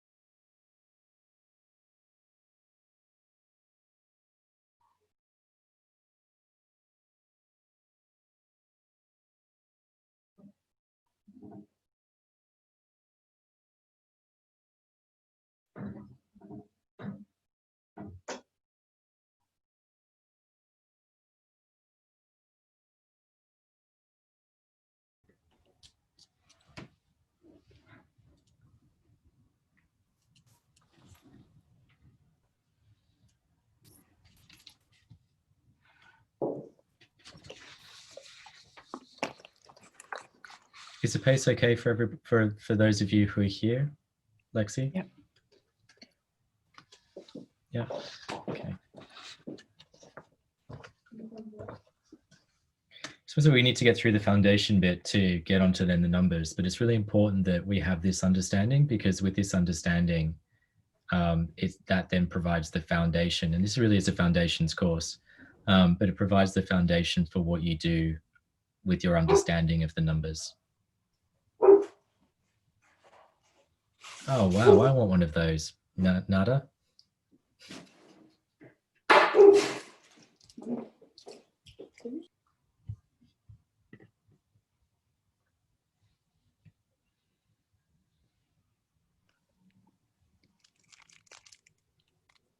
Looks good.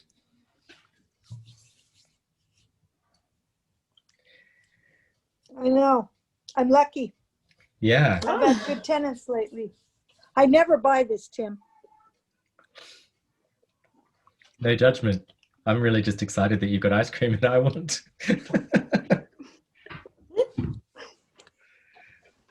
Are you having the emotion of envy? Yeah, a little bit. It's a magnum. And future excitement for the next time I have one.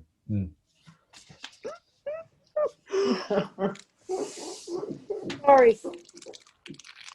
Okay, just waiting for. Tried to get you worked up. That's all right. waiting for Romy to come back. You brought a kitten too, Tim. Nicolette.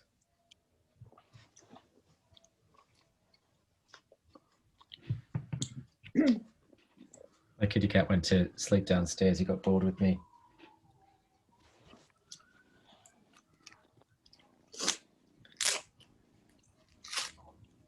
Okay. Hey, Romy, can you hear us? I feel like I'm shouting into somebody's bedroom. Okay, just while we're waiting for Romy, is there any questions before we move on?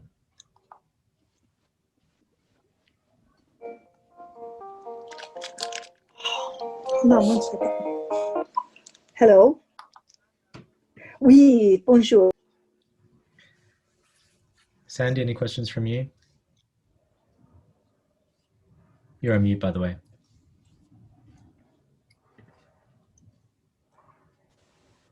Yes. There's quite it's so I'm referring particularly to PTSD, physiological response that happens, which I'm doing my very level best to heal myself from with Snell-Breath. Yeah. But still, the physiological response that happens in a nanosecond. So there you are in the physiological, everything going on in your body. And I'm struggling to understand how can I discover or access the feeling when I'm already in the shit's going down. Yeah, I don't know how else to explain it. Just light speed. Yeah, and yours is interesting because of your number, and we'll come to that in a moment. I think with the number, when you understand the emotional number a bit better, that may help you, because you're a number 10, which is a number 1 as well, but it's a 1 amplified, and it is the all or the nothing. Right. Yeah, which because I'm all or nothing kind of girl, actually. It's interesting. Yeah. Yeah, because you're a 10. Yeah, October, right? Yeah. Yeah, okay. I just noticed you've got a lag on your video. I don't know whether you've got a lag as well on your side. I've got a lag on my side when you... No? Okay, we're good. All right, seems to have sorted itself back out. But so the numbers will help to provide some context to the, okay, so what do I do now? What do I do with this now? And I hear a bit when you said, I don't know what to do in the moment because I'm already in it. And part of that is to notice that you're in it, whatever that it is, and to, if you can, pause and breathe. Right. Because one of the things that happens for people is that they can get in their head trying to think about, well, what do I do with this? I'm in the head. When in actual fact, what the emotion requires is physical movement, because movement helps emotions to shift. So if you think, I'm not feeling this, well, breathe. The other part is, I say breathe. Some people want to scream, hit the pillow, beat the bed up, whatever it is. Been all of those lately. Sorry? My bed has taken a proper bashing lately. I've never screamed. And one of my Soma sessions with the Awakening, I've not done it since because I found it so intense and so scary.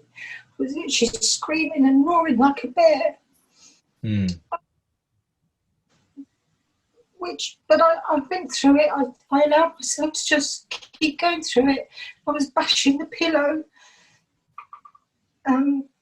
Why was it scary?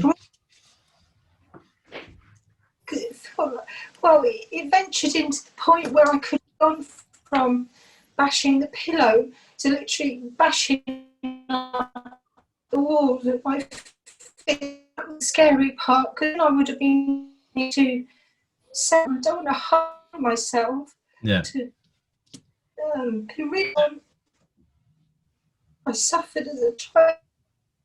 And so there was a point where I was such rage and releasing the rage and trying to breathe and roaring like a bear or like a tiger. And I felt there was this precipice where I'd have gone from punching the pillow to punching, walls or whatever. That's what was scary. Yeah. Okay. I didn't stop myself, but it just kept, there's just so much in there. Mm.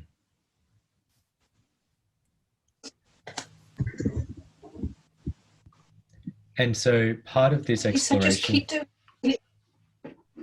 Yeah, we've got a bit of a lag again, Sandy. Sorry. So if I talk over you, it's because I thought you were finished and it's cut out. I guess I just need to keep doing it.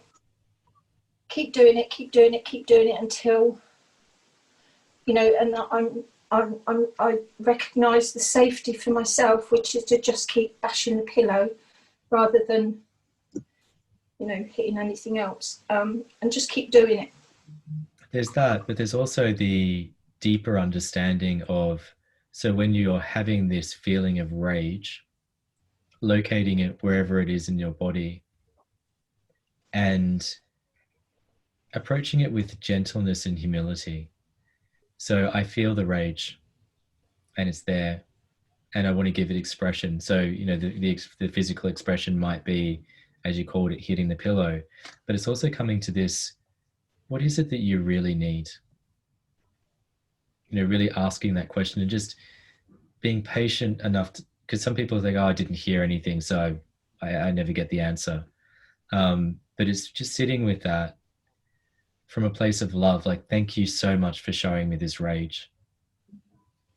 Thank you, I love you for showing me this rage. And the self-inquiry process of, why are you here?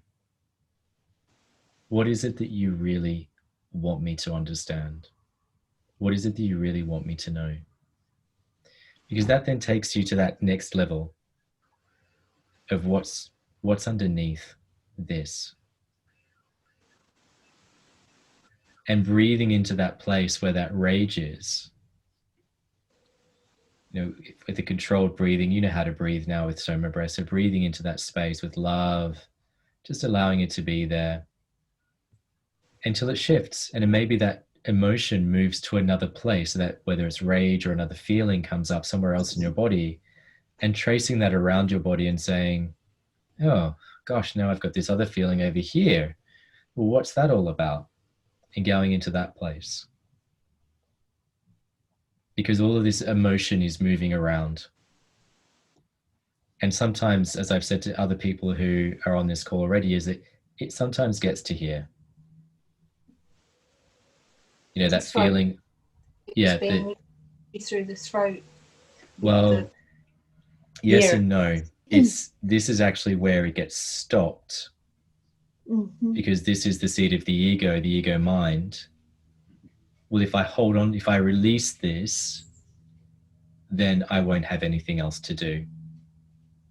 There's a fear behind it that if I release this feeling, well, what's left? It's Helen. And so it is that ego mind holding on, and that's why it gets trapped here. So, well, I felt that the growling and screaming that I was doing, and there was a lot of I couldn't get the words that were coming out. But there was vast words to the people that stuff that I couldn't speak as a child was coming out as a grown woman. Yeah. And then my throat was incredibly sore, but I also felt that I was releasing an awful lot from my higher heart. Yeah. So my thymus, and in my throat, as I was growling and screaming and screaming and growling. So I felt like afterwards, I might just like to say, I felt really good. Yeah. Yeah. It felt shit at the time, but I felt really good, and I felt like I moved some stuff. Yeah, but when it gets to that point here, so when you feel that, you know, because sometimes it can feel like that tension in your Adam's apple or just below it, where it can be that I want to cry but I can't cry feeling, or I want to express but I can't express feeling. When that Yes. feeling arises, you send your intention. So again, intention with feeling, love, compassion to this place, and breathe in and out of that center. And then to see if that opens the expression, because that's the holding on point for all humans, is that 6. And so it's that, and the 6 used to be called resistance. And Jennifer, people were not so happy with some of the words. They were quite harsh words, but she changed it to control, because it is resisting and controlling the emotions. Whereas when you surrender to them and you allow that to flow freely. So as you said, letting the words out helped me. I let go of the need to control the words. I let go of the need to censor myself and my emotions by speaking them so quickly or whatever it was. These are great examples. Thank you for sharing them, because it helps. I think it helps everybody else in the room as well. Lisa, I noticed you've been very quiet. Do you have any questions?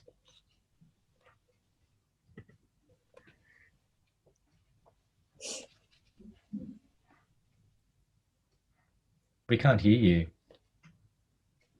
No. Yes, there we go. Hello. I am very quiet. I completely am on board with what you said just before the break, with all that, you know, recognition and stuff. It's what I teach my children. It's the conversation that I had last night. And now you're talking about all this stuff. I've just had a conversation exactly about all of that anyway. Okay, brilliant. I just wanted to check in. No, I'm fine, honestly. Okay. All right. So let's jump into the next part of this, which is leaving the horror story. Wouldn't we all love to leave the horror story? And so what I mean by the horror story is we're leaving the horizontal story. And the horizontal story is the story we tell ourselves that we have to be. Let me see where I can put this so that it's I'm trying to move the video around so that I can see the screen and talk to you at once. Good old Zoom. The horror story is the story that we tell ourselves from birth to death. So I need to be born, I need to grow up as a child, suppress my feelings, suppress my emotions. I then need to go to school, get a job, have kids, you know, whatever it is, and then eventually die. And that is the horror story that many people have conditioned themselves to believe is what they need to live. And as Jen says, it looks like you're flatlined. Okay. But the other possibility is to get off the horror story, to live in the vertical alignment, the kinetic consciousness of our current, you know, transition or transformation, is to live moment to moment. So what does that really mean? It means to clear the emotional body and to have that impulses of the soul coming into the body, and to be able to feel them, express them, and move moment to moment. But we can't do that if we're rigid in our emotions and we're not feeling anything. And I do this because this is how some people are. And I see them when they turn up to me for coaching and they come here and they say, oh, you know, I've got these issues and I want to deal with them. And it's like, you know, it's all, they're coming from here because their body isn't moving and the emotions aren't moving. And so the only way we can get to that vertical story is to clear the emotional body. And it comes back to what I was saying earlier about the, you know, we are magnetic, so we magnetize our experience to us. And the impulses that we are magnetizing are electric. And I'll just go back one slide because I think that explains it a little bit better. So if we were to look at the human body, in this sense, what we're seeing is that the body is magnetic. Our will is magnetic. So in Snell-Breath, or in breathwork where you're doing manifestation, the idea is to come from a place of feeling. So Joe Dispenza talks about this a lot. He's, the master of this. Magnetize the feeling, have the feeling, feel it as if it's already happened. You're reprogramming your subconscious because you are feeling it you're having those feelings in the magnetics of the body. Okay. Your heart and your spirit are electrical. And the will expresses itself through feelings to receive the spirit, so the impulses from the soul. To have those electrical impulses, it has to come into the magnetic body. So if there is any disease or aging in the body, the spirit and the will are at odds in some way. They're not in alignment with each other.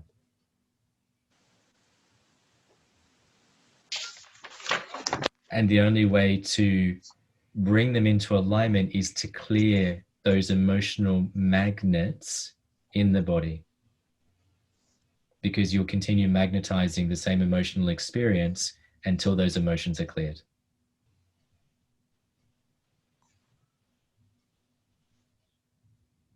So the Temple of the Stars is spirit. The Temple of the Sun is heart. I'd actually had an earlier version of this spirit where it says electrical was actually above the Temple of the Stars. And the Temple of the Moon is the body and the will. So it's that lower.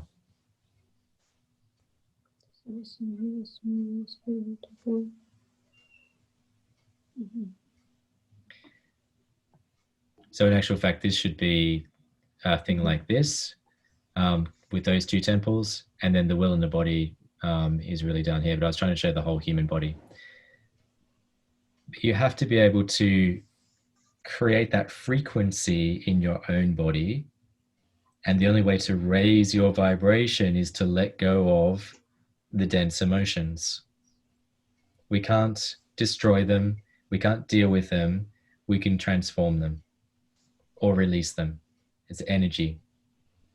And then we magnetize that experience. So where this plays out in relationships is the people who say, oh yeah, I dealt with that. Then they go and, they're in a relationship, it wasn't really the relationship they wanted. Yeah, I dealt with that, got over that one. And then, but they didn't deal with the emotional magnets or the reasons why they were having that experience. Then they found a different person in a different part of the world with a different personality, but the same issues arose. And people can't understand why this happens. And it happens time and time again because in dealing with it, you didn't go through understanding, acknowledgement and acceptance. You dealt with it. Okay, so you'll continue magnetizing the experiences to you until you get through understanding, acknowledgement, and acceptance. That's why you'll find you go to work, you quit your job. There's like that one archetype in your company who drives you mad, or the workplace that you're in, and then you go to another place and it's the same, and you wonder why. It's like, okay, because you haven't got the lesson or the gift of the experience that you are having in that relationship.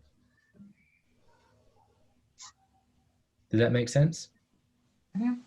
Yeah, okay. So to leave the horror story, you have to clear the emotional body first, and then you move into that more kinetic consciousness where you are living moment to moment. So you're allowing the impulses of the soul, the impulses of the spirit to be able to move through you. This is why hydration is really important. Movement is really important. Helping yourself to breathe. Breath work is really important for helping to shift the emotions out of the body. And let's step into the numbers. Your sacred equation. Yay! This is the bit you've all been waiting for, right? Yes. Okay, so it's in the ebook. No news here, in one sense. But what does it all mean? How does it all work? So your sacred equation is the day, month, year. Did everybody manage to do this for themselves? To break this down to your three numbers? Yes. No. Okay. Yes. Good. All right.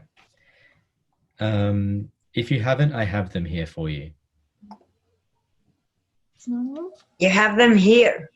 I have them on my sheet of paper because I wrote them down based on the information. Now you have them in my arm. Okay. Oh, yeah, that's right. Remember? Yeah. Nathalie, did you manage to break this down for yourself? No, and Okay. you know, on the booking form, I didn't give you my real birthday because I don't trust the system. I was going to delete everybody's. By the way, Yeah. what I'll do is I'll delete all of your order information. You know, every time I give online, I never give always give a fake one, always the same one. So Okay, fine. Anyway, so how do you do that? So I write it down, Yeah, date, so month, and year, and write down date, month of year, but only the last, not the Yes. century, only the last two numbers, and you add them together. okay. Okay, so just so everybody knows, I don't retain any of your personal data like that. So what I'll do is I'll delete the order from the system, and that will cancel it out, so it's not retained. Tim, I think I did it wrong. I did it the month and then the day and then the year. Yeah, no, you didn't give me any information, Nada, but for yourself, it doesn't matter which way you did it, so long as you understand which is your day, which is your month, and which is your year. So with that example, how do it work? Yeah, well, just all you need is the middle number for right now, which is your month. So if it was you said before that it was a 3 for you, Sandy, Yes, March, you said 10. I'm 3. Yeah. Who else is 3? I am 3.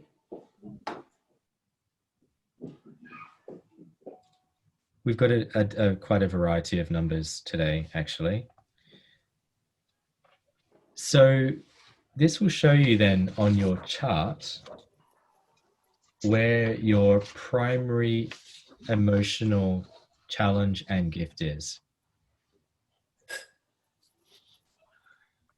So for me, in my example, I have a lot of 7s because I'm 28th of July, 1977. And what I'll encourage you to do is to look at your numbers. If you were to look at them as the day, month, and year, notice if you've got double numbers. Does anybody have any, I've got a 777. Does anybody have anything like that? Yes. I have 2, 2. Okay, so you've got 2 2s. Lisa, you have 2 6s. And a 7. 2 6s. Okay. These are just interesting to notice because this is where you might have a stronger challenge in that particular center. So looking at your emotional number, as I said, mine is 7. So for me, I'm at confusion and imagination. And let's look at how this plays out for me. That's the month. I'm sorry. That's the month, right? Yes, it is only the month at the moment. So your emotional number is the month, your mental number is the day, and your soul number is the year, but not the century. So in this example, it would be 1920, not 2020, or it'd be 2020 for this year. But if you, on your chart or somewhere, just write mental, emotional, soul. So write them down separately so you're very clear on which one it is. And we're going to focus on the emotional number. Okay, and this is how it works out.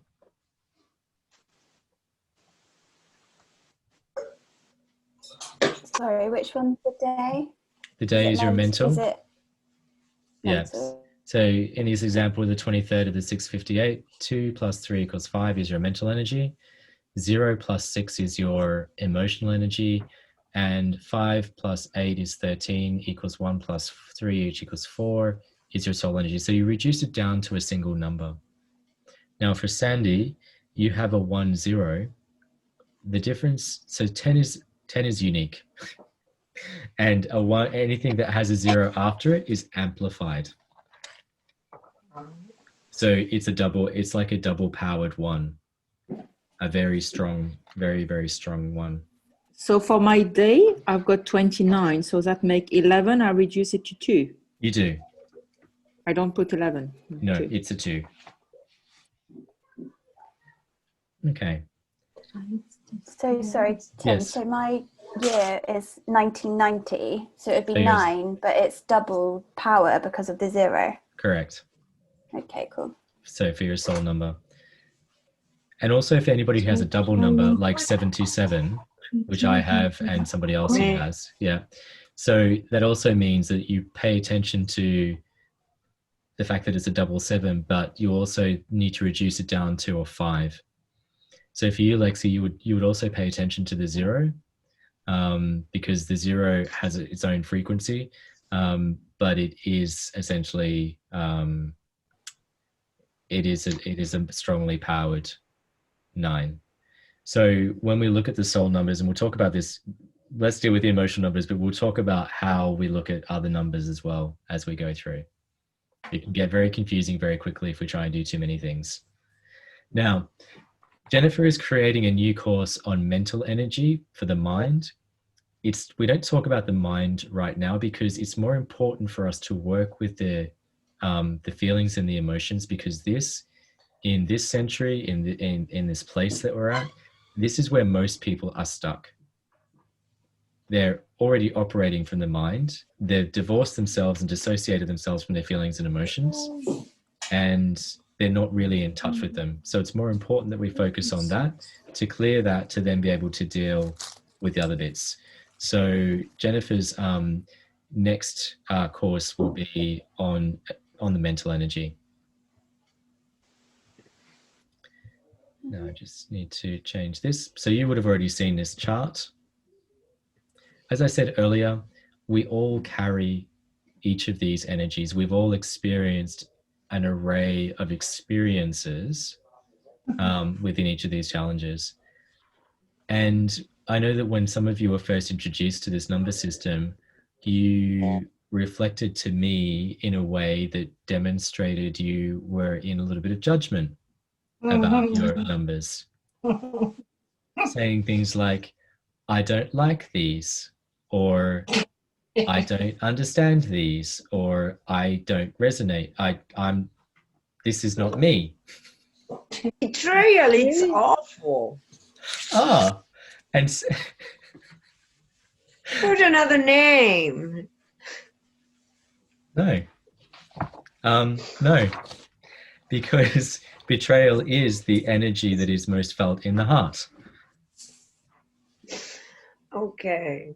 But notice, so this is really where this is where it becomes really important, is to not judge your emotional or your energetic pattern. Okay. Because the moment you step into judgment, you're out of humility, you're out of the ability to transform it, because you're not coming from that place of love and light. And as we know through Snell-Breath, you come to this work from a place of compassion.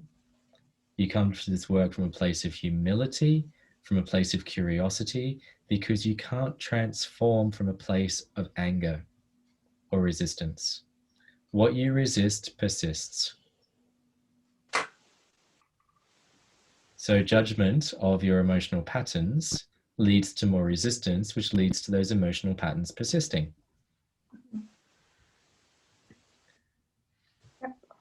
Okay. So for, I know that you can see there, Sandy, that 10 says unification, but you'll also see that the human challenge of unification is reflected as a gift at number 1 as well. Yeah. Yes. So, okay, right. But that's okay. So you're going to focus on the 1, but the 10 is there, but you're still going to focus on the 1, and I'll tell you why in a moment.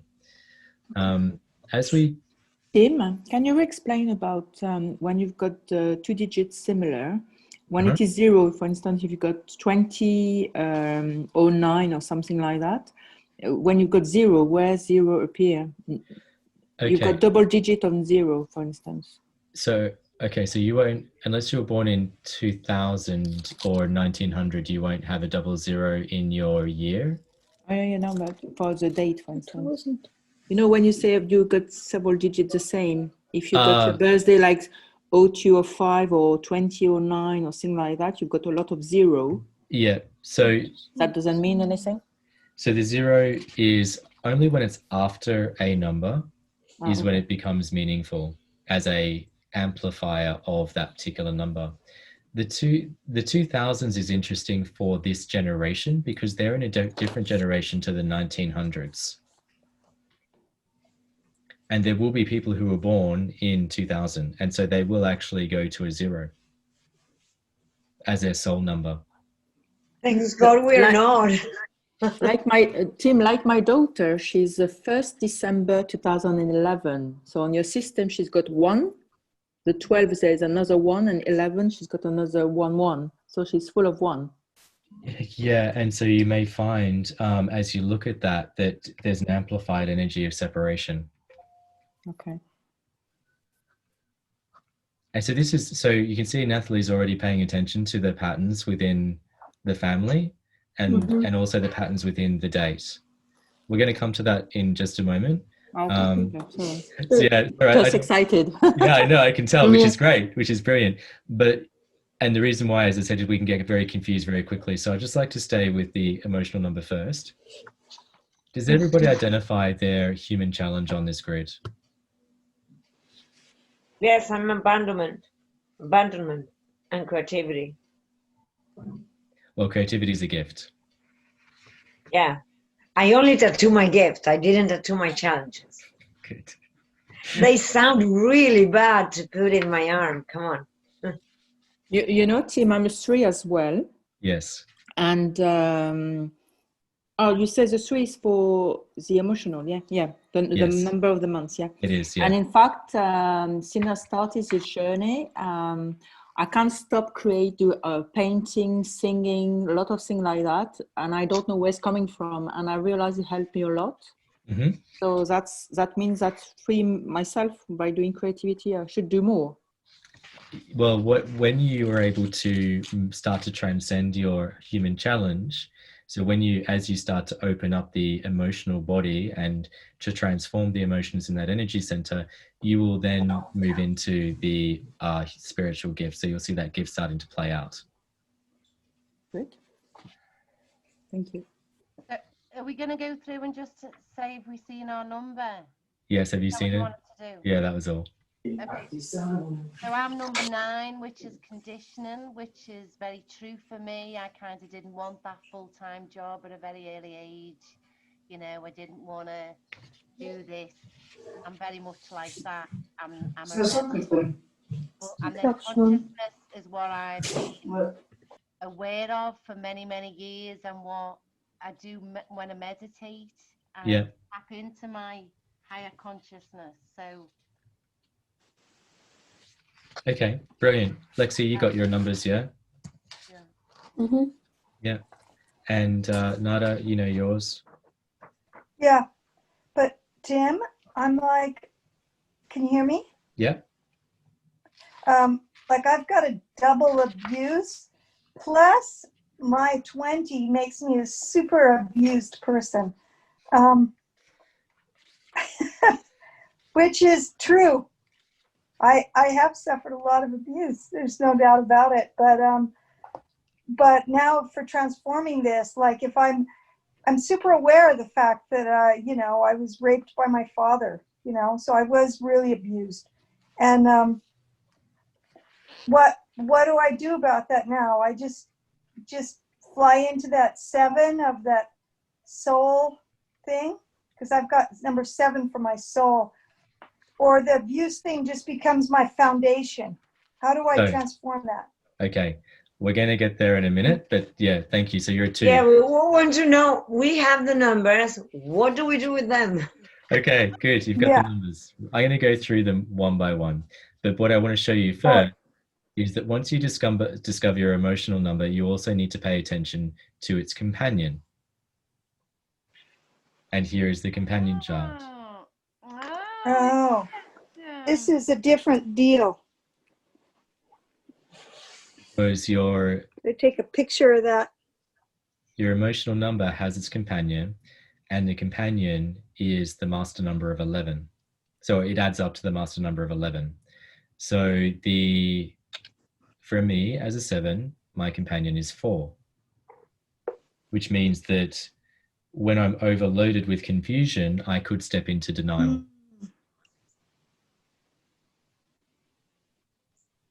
Has everybody identified their companion based on the equation of 11? So 11 minus This is just for the emotional number. This is only for the emotional? It works for all of them, but right today we're only focusing on the emotional number. Okay. I'm 3. And my emotion, if I'm 3, my companion is 8. Correct. So you just follow the colored lines. Yeah. Okay, so I just need you to, that's all you need to do right now is just note that. Because as written at the bottom there, the companion number is also where we store past life or more traumatic emotions. So as I said, when you're overloaded, or if you have a particularly traumatic experience, you may find that, oh, I don't feel that in my 2, but you may find that, oh, I get lots of headaches, for instance. Yep. Definitely. Got one now. Bad one. You're a 1, yeah, you're a 10, so you're right up there with 11. So the challenge for you, Sandy, and you're in a particularly unique position, is that your emotional body or your access to your emotions, it resides outside of the body, which is why when you said earlier, what do I do because it happens in a second, it can feel out of control because it's not within you. If you look at the energy centers, the 1 is below your feet and the 10 is above your head. Why does it happen within me if it's outside of me? Sorry? Why does it happen within me if it's outside of me? I'd be quite happy if all this shit happened outside of me, actually. Really happy. No, because you are human and you have all of these. And so of course it's going to happen to you and, as part of you. But what I was saying is it can be more difficult to access the finer feelings around those, because you said, it's how do I feel these things? Part of the challenge for the 1 so anybody has a 9 and 8 is these are outside, but you go to the companion. But for you, you're in a very specific situation. I was going to read you something that's different to, because we have all of the other numbers that Jen's provided me, and then I have my book for the 10.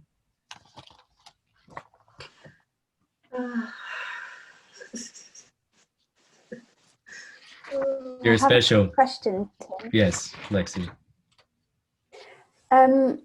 What does it mean by integration? So we're going to go through each of these one by one. Oh, okay. So that everybody has a full excellent. understanding. Yeah, cool. All right, Yeah, so let's go through them. I'm going to go past this for a second. I'm going to go past this. All right, so if we look at the chart, the challenges down this side, this is a very, very succinct version of what comes next. But if we were to start at the number 10, you've got unification is the challenge to come into union with the spirit. And then at the opposite end of that, the 1, the feeling separate from self, others, and the earth, which is a really tough, companion of challenges. So not only do you feel separate from yourself, but you're also having a challenge to come into union with your own spirit. And because of those braids of light, it happens all within, remember, it happens within your auric field.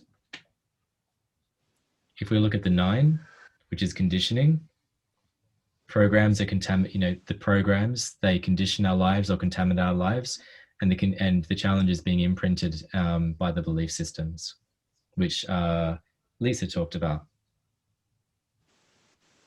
The challenge of the 8, inadequacy, feeling undeserving or not good enough. The challenge of the 7 is confusion and thinking through the emotions. It's mind-based, paralysis by analysis.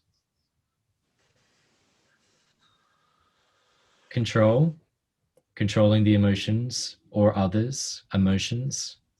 This is the will center I talked about, fear of expressing the truth. So when we get to that point of really wanting to express ourselves and it gets caught up in that throat center. Betrayal, you judged your emotions, or you do judge your emotions, the lack of love and honor for yourself, remembering that love is a heart-based emotion. You betray your emotions. Denial, so you deny that you have emotions, or you deny the full expression of your emotions, or you deny yourself. And I can certainly see for myself where that shows up.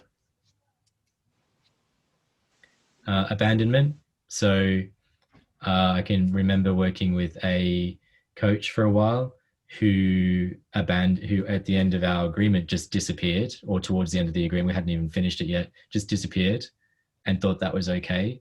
And when I had a read on this, that person's number was a 3, and it turned out that 3 is abandonment. Because I was ending the coaching agreement, this person abandoned me before I was able to abandon them. So they run away. They run away from feelings and emotions.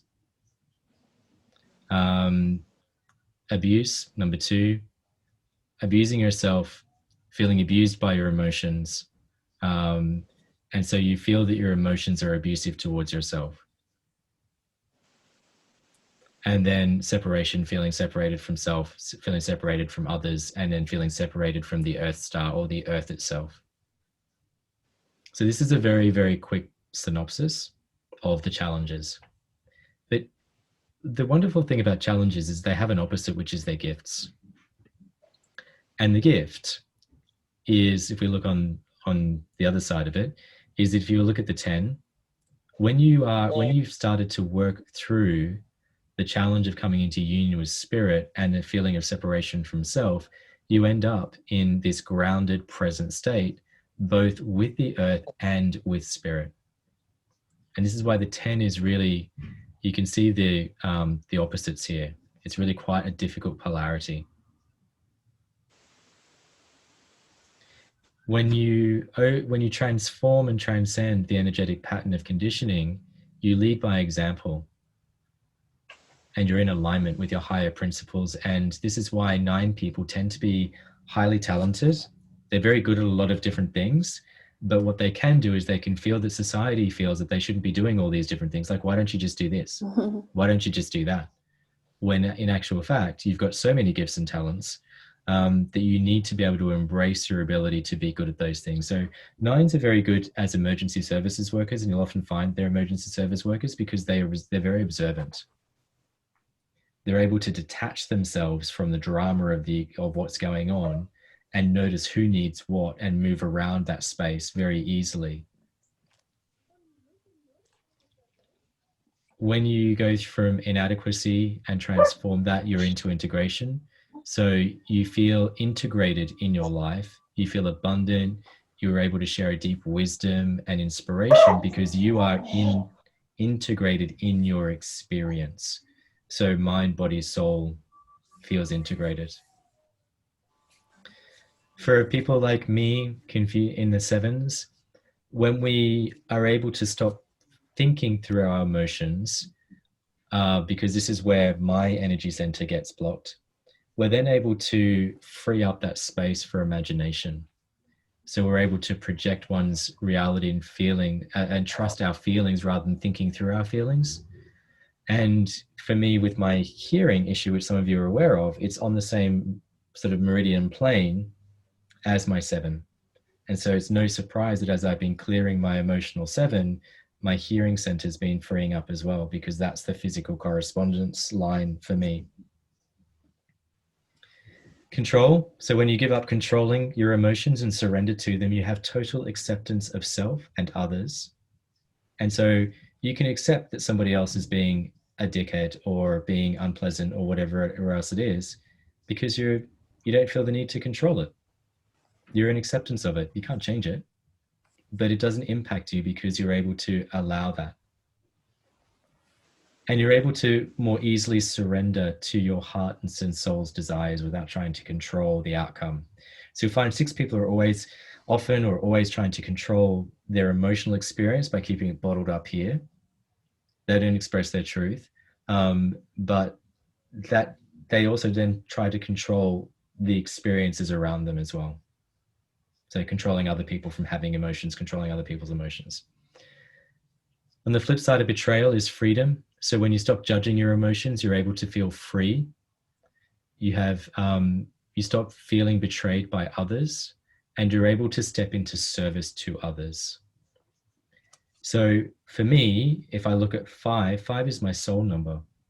As I'm able to clear this 7 thinking energy and become more embodied in my imaginative self, my intuitive self, I'm now actually stepping into a freedom from heart betrayal and therefore serving people in community.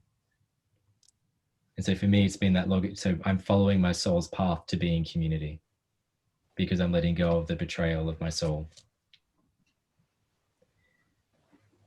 Denial, the opposite of that is intuition. So you become responsible for ourselves. You follow your guidance, trust your intuition. So when you're out of denial, you become trusting. If you're abandonment, the opposite side of that is creativity. So we just heard Nathalie say that as I've started to open up this deeper journey, I've felt this creative force flowing through me and I don't know where it's coming from. So that's your natural gift. Abuse, feeling abused by your emotions, the opposite of that. When you've transformed the energetic pattern of abuse, that provides a solid foundation for a sense of place. So it is that founded energy rather than that, kind of squashed energy. And you have a very clear sense of your own personal boundaries, because when you have boundaries, other people feel stable about, you're clear on your boundaries. Other people can also be clear. Now, I can talk about the energetic pattern of abuse from a different perspective, because when I worked in the Middle East and I was working myself into the ground, I was abusing myself. I was working 18 hours a day, sitting at the computer, and I was blaming my boss because why do I have to work so hard? Why am I still here at 9 o'clock at night? Why am I still on Skype talking to the US and all this bullshit? And what was really going on was that when I actually stopped abusing myself and started saying people, here's my out of office, I'm only working these hours, everything else around me just collapsed and fell into place. So when I stopped abusing myself, everybody else stopped abusing me. And that's a simple work example, but that plays out in so many different ways. I had to acknowledge that I was the one who was working all this time. I was the one who was responding to these emails at midnight. And when I stopped and set that boundary, everybody else stopped as well. And there was that clarity and it didn't happen anymore. And in actual fact, I don't take jobs. If people, there was the last job I took, I said to them, if you want me to work more than 40 hours a week, I'm not interested, so hire somebody else. They still hired me and I didn't work more than 35 hours a week because I was very clear about what I was doing. So that's really having that strong foundation to stop you from abusing. I stopped myself from abusing myself at work, and then that stopped other people from doing it too. So where I have examples from my own life, I'm sharing them with you to try and give you some color to this. I think you probably have your own examples as well. And then we're back down to unification. So when you're, and this is, again, I'm in a one relationship. And what I mean by that, and I'll talk about that in my, when we come to the next part, is that I'm in a relationship where the numbers, the emotional numbers add up to a 1. So I'm in a separation relationship. Oh, help me. So in that relationship, I'm in a very loving relationship, but both of us have the experience of feeling separated at times. And actually we travel a lot. So, there's a lot of times where we're not together. And even when we are together, it can feel like I'm sitting in a room by myself. And we both talked about this experience. And so this is really great for a companionship. It's not really great for if you accept that, so it can be great for a lifelong companion relationship. It's not great if you're motivated by a highly sexually charged relationship. And so that's, again, where the challenges come in. So that's where separation, if you can overcome that or transform that, is a better word, then you can be in this place of unification, when you're in acceptance of that experience. But you also have a choice. You know, maybe there's something for me to learn here about this relationship. And with that knowledge, both of us in this relationship have a choice, and we choose to stay together because we love each other, and we're okay with this independence where we're standing slightly separate but actually together. And if I read the words on the ring, that is really interesting. I learned this afterwards, but on the ring that I gave to my partner when we got engaged was, "May our love remain a moving sea between the shores of our soul," which comes from Khalil Gibran's marriage, you know, from his book. And what that was about, may we have a relationship where we can both stand together, but not too close together and not too far apart. And interestingly, I then find out through the numbers we're in a one relationship, which is exactly that reflected back.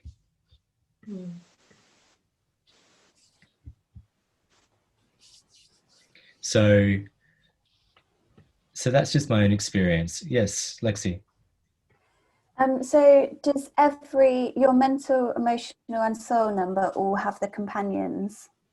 They will have, and we're going to focus Right, only on the emotions today, but yeah, they will have, because each one, the rules, the way that Jen's has trained us is that they all have companions, but they also have shadows, which is a whole nother level of complexity. And again, we're going to focus on the emotions because that's the one where most people are challenged. But to answer your question, is a yes. The companions are kind of maybe like previous lifetimes, or like a deeper part of your psyche, or that kind of thing. So the soul will be, your companion will be, there will be a challenge in your soul, or there will be a challenge in your mental energy, which will have a companion. So if you, I'm going to be honest with you, Jen has kept us away from mental, and we're going to touch a little bit on soul. But the foundations for this is going to be the emotional body. But it will be the companion will be the challenge at the soul level and at the mental energy level. Right. Okay. Yeah. I would love to delve more into the soul and the mental, but she's like, no. Everybody's on the emotions still. We aren't there yet. Yeah, definitely. Tim, I'm not too sure I understand about the companion. What do you mean by that? Okay, so the companion is, if I go back to this slide, and just again moving the video around for the recording. Oh yeah, the number. So if I'm 3, is the number 8. That's what you mean. Yeah, so this is where you will have a past life or a traumatic past life experience, or when you're overwhelmed in your emotional experience in your primary energy center. So in your 3, you could then push that trauma or that energy into your 8. Yeah, okay. No, but it's when you explain about your partner, suddenly I say companion is about the partner. No, it's nothing to do with that. No, so okay. it's about adding up your month numbers. So for me, my partner is a 3 and I'm a 7, which is a 10, which is a 1. Ah, okay. Yeah, but we'll come to that in a moment. I had the physical correspondences here. I took these notes. And I thought they'd be useful. About that. So I am 3. My companion is 9. So that makes 3. No, your companion is 8.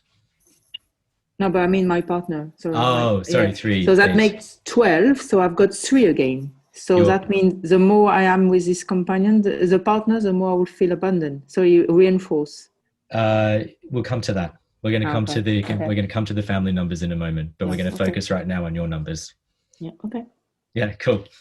I love it that you guys are excited. You want to move ahead.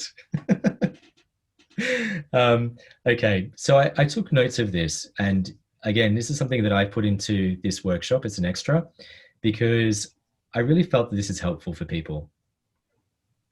And this is where the physical correspondences can show up. So if you have a look down the list, I'm not going to read them out, but if you have a look down the list, Nathalie mentioned this before, in particular around the 3 energy. Working on your emotional energetic pattern will help to free up any physical imbalances that may be arising in that area. Remembering again that we have all of these patterns in our body, but you have a primary.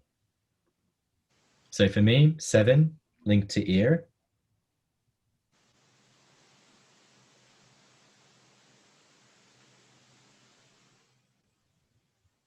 Angela, you're on Zoom. Sorry, you're on mute. Why it is linked to your ear? Because the 7 for me, if you think about the line on the head, because your energy center is not just this, your energy center goes through your body. So for the heart, for instance, and I was reading something earlier about the heart, which is really interesting, but the heart is, it's linked to grief, and part of grief is linked to the lungs. So the heart center, which is 5, you feel, so sometimes you can also have a lot of grief. Grief is actually linked to the lungs. The lungs is actually in alignment with the heart. So that's why people with a 5 can have issues around lungs and grief, because it goes across the body, almost like a band. Romy, you got your hand up? One question, because I was connecting the 3 and the 8. I have the 3 and the 8. Yes. The 8 is the companion number, and I can relate it with the 3 and the problems with the 8. Yes. Can they be related? Well, so yes, absolutely. So as I said, when you're 3, you can become so overloaded in 1, or you can have a deeply traumatic experience, which then throws it up into the companion. Sure, but how can you relate the 8 with the body? So the 8 can feel a sense of, so the 8 is inadequacy, and the inadequacy is a feeling, and so the feeling is not good enough. Sure. He tells me that every time I have a session. I tell you that you are good enough. Yes, but you tell me, repeat yourself that you are good enough. It's written in my door. And so the 9, and again, because the 9 is outside of the body, the 9 doesn't want to be in the body. The 9 feels contaminated or conditioned by feelings and emotions. It used to be contaminated. I preferred that word because I prefer the stronger words. But the 9 doesn't want to have them. It feels like emotions are toxic. So I'd rather just not have the emotions. The 10 can feel their emotions are outside of them and difficult to access. So Sandy, we're back down to you with the 10. And your companion being the 1, you can feel separated and lonely, but also not able to access your emotions. And I don't know how that rings for you. Yeah, it does. I'm sat here feeling really quite sad for myself. Wanted to know what I could do to improve it all, help it all, assist it all. Brilliant, because they're going to come on to that next. Fantastic. There is hope. Yeah. So is everybody okay with what they've read so far? Yeah. No. Nada, you're on mute. I've got a question, Tim, again. Yes, Nathalie. So if you say the ear is 7 with the chakra, so what's happened, the 10, where is that? Is above, is not physical then? So the 10 is, so as I said, the 10 can feel that their emotions are outside of themselves, or they're difficult to access. So it can be hard to actually to really identify those feelings or identify with those feelings. Okay. But it's also when you reduce it down to the 1 from the emotional body. So this is for people who are born specifically in October. It's that, again, feeling separate and alone, and feeling lonely, and feeling this sense of separation. Okay. Nada, you're on mute, but I need to ask you to unmute. There you go. It really rings true, Tim, in the case of my brother and my son, Joey. They're both scientists, and they're both really cut off from their emotions. They're both in October, Yeah. So I have perfect example right here in my own family that's true. Are they lone rangers as well? In their cases. Like, are they like they're very independent and sure. Yeah. Yeah. They're really separate and alone, independent. They're totally scientific, and they only believe in science, both of them. And they're totally locked their emotions away, and they don't believe in emotions, or and they, in my brother's case, even he's got the 6 there in the mental thing, so he's trying to control always everybody else's emotions too. Yeah. Yeah. And so it's really interesting. you can see that You can see it in the family members.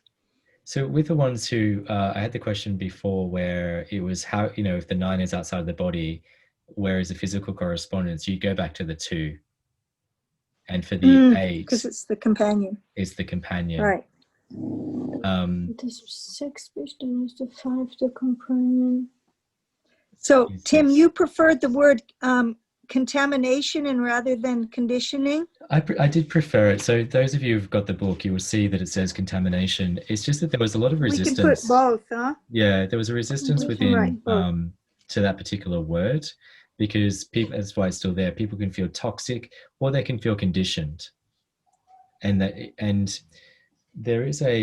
I've been looking for it secretly while you guys have been looking at the screen. I was looking for the journey of the soul through each of these numbers as it goes from 10 down to 1 in my union book, but I actually think it's in joy.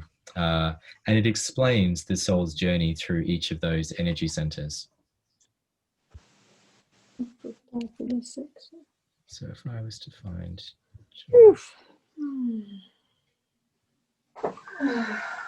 you all seem a little bit No, it's just vast, this information. Like you said, Tim, it's going to take a while for us to digest it, I think. Yeah. Yes. And we'll have to study this a lot. It's a vast amount of information here. I think part of it also is, yes, there's a lot of information here, but there's also just a trust, like just trust in the process. Yeah. And trust in the numbers, trust in the ability to breathe into those numbers, which we'll come to. And don't allow yourself, because part of this is the mind as well. The mind wants to overwhelm, push away, resist this.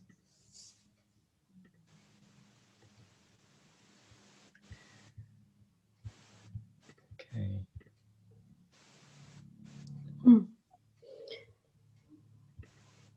Angela, you have a question? Now, I can see in my origin family, there has as a mother, father, and brother, the 6. And now I have with my number, as with my partner, the number 7, and this is in my daughter and my son. Okay. It's so strange. Yeah. So you're saying that in your family, their month is 6? Yes, everyone. And did you find that they were very controlling of their emotions? Yes, and I got the same problem then, because everyone did this. Yes. But I have only in the soul the 6. Yeah. I have 8. Yes. Yeah. So the 6 in the soul is different. In the emotional body, the 6 the 6 in the family. So again, you notice these things. It's really important to notice them because you're seeing a pattern. Yes, but I cannot find out the pattern. How is this relate to me? And you only have to worry about your numbers. I only know that I cannot deal with them. I have problems with everyone. What's your number? 8. 8, which is the energetic pattern of inadequacy, because their desire to control their emotions leaves you feeling inadequate. Yes, yeah. Leaves you feeling not good enough because you can't access. And this is the reason because I don't teach. Yes, it's still here. Therefore, I came to you because I could feel that you can help me. So I could feel it. Yes. Yeah. So part of this is you work on you. You can't work on them. Yes, so you work on you're not good enough, and allow them to work on their control. Yes, okay. I have to believe it, yes.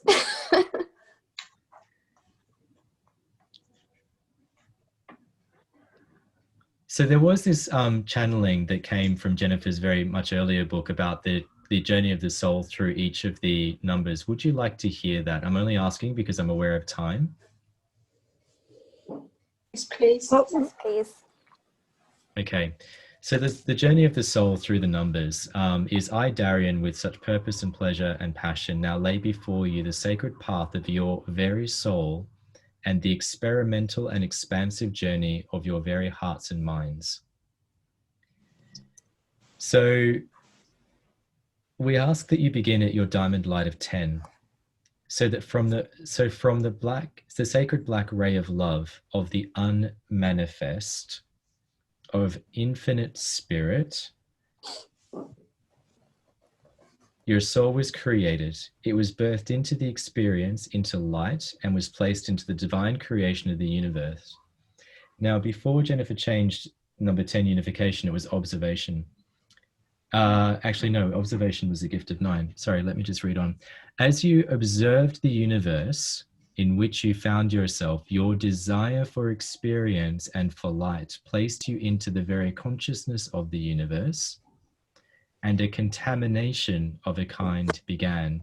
So what it's doing is it's going from 10 divine current, you came into union with the body, then you observed something, so you observed in the universe, and then you started to feel contamination, or actually conditioning in the new word. Through your willingness as a soul to experience and expand, you began to integrate at the 8 perceptions and judgments that were so different to the original perceptions of your infinite spirit and the love of its soul. And as your soul arrived on the earth plane and took residence in its human temple, it felt inadequate within it. You felt your soul shrinking and suffocating, for it was not used to such solitary confinement. As a result of your imprisonment within the human form, you had the imagination of the vastness and beauty of the world around you, but the confusion of separateness from your surroundings began to take over your mind, began to take over your memory of truth, and you surrendered to your separateness, to feeling powerless, to the unknown. However, and again, we're moving along each of these pathways. However, the human challenge was not to control this, but in the struggle, in the denial of your true home, of the sacred void, you began a transformation. You began a courageous journey back into your heart, and your heart confirmed your light. So you began to feel freedom, and because Jennifer changed these words, and your heart essentially betrayed your light. And you began to forget your darkness, the sacred darkness of your soul. You were blinded by the light and the feelings of the heart. And as your heart and its light searched for more light, you found yourself taking responsibility, taking on burdens to try and keep the light alive, to make sure that the darkness did not return. For you felt the darkness was separate from you, and the light was the way. Through your fear to keep the light alive within your life, within your mind, within your soul, you felt very alone and completely separate from your heart. It felt it was being persecuted, so your soul began a journey of pain, of disease, a lifetime, for your soul felt unworthy, and the light in your heart and a battle between light and dark began. However, your soul continued to scream at your heart and mind for recognition, and guided you into initiation to go within, to find yourself, to find the soul, to find your very existence and purpose. But once more, a great battle began to take place, for as you began the journey of self-discovery, the confusion of your mind's ego and experimental aspect of your consciousness began to take over, and it brought great conflict between your ego, your soul, your head, and your heart. In your fear of more conflict, you laid down what you thought would be strong foundations for your life. You laid down rules and regulations. You laid down the way of fear and retribution in your society and in your very cells. And in the process, you also denied the peace in your soul, the passion in your heart, and you buried them deep within your being. Once more, the sacred black ray of love wished to reawaken and embrace you, and you found yourself being challenged through your fear you found that the foundations were being challenged, and you began to manifest destruction, and you created war and disease. But then through the need for survival, you had to regroup and wished once more for unification. And so essentially, when we look at this on a chart, what she was explaining, if I share a different screen with you, what she was explaining is a backwards and forwards journey as you went through the unmanifest to creation, to observation, to contamination. You then began to integrate and condemn and realize and get confused and surrender and resist and transform and confirm and feel responsible and persecute yourself, and then initiate change, and then feel confused, and then foundation, and then destruction, unification, separation. Now, these were the original gifts and challenges from way back in 2004. And so what Jennifer was trying to explain was that with each gift came a challenge. And the idea is that as you descended through each of these, the idea now is you're not going to ascend anywhere. You're going to process each of your emotions and your emotional experiences to integrate them to have your gifts. So what Jennifer will say to you is she doesn't believe in ascension. And I've come to, I've been following these ascension masters, people who talk about ascension for the last decade. Like, where are we going? I don't know where we're going. I've been waiting. And what you're actually doing is you're ascending inwards to discover your gifts. You're going through your emotional experience and clearing the emotional body to discover those gifts inside. And the ultimate, ascension is the unification with divine current, to be having that vertical experience rather than the horror story. So, I read that at risk because I know it can sound confusing, but it is that journey of the soul through each of those energy centers. So each of the Kabbalistic tree of life. I see that you're starting to fade. Do you need another 5-minute break? Yeah. Okay. Those who need to take a 5-minute, those who want to ask questions can stay.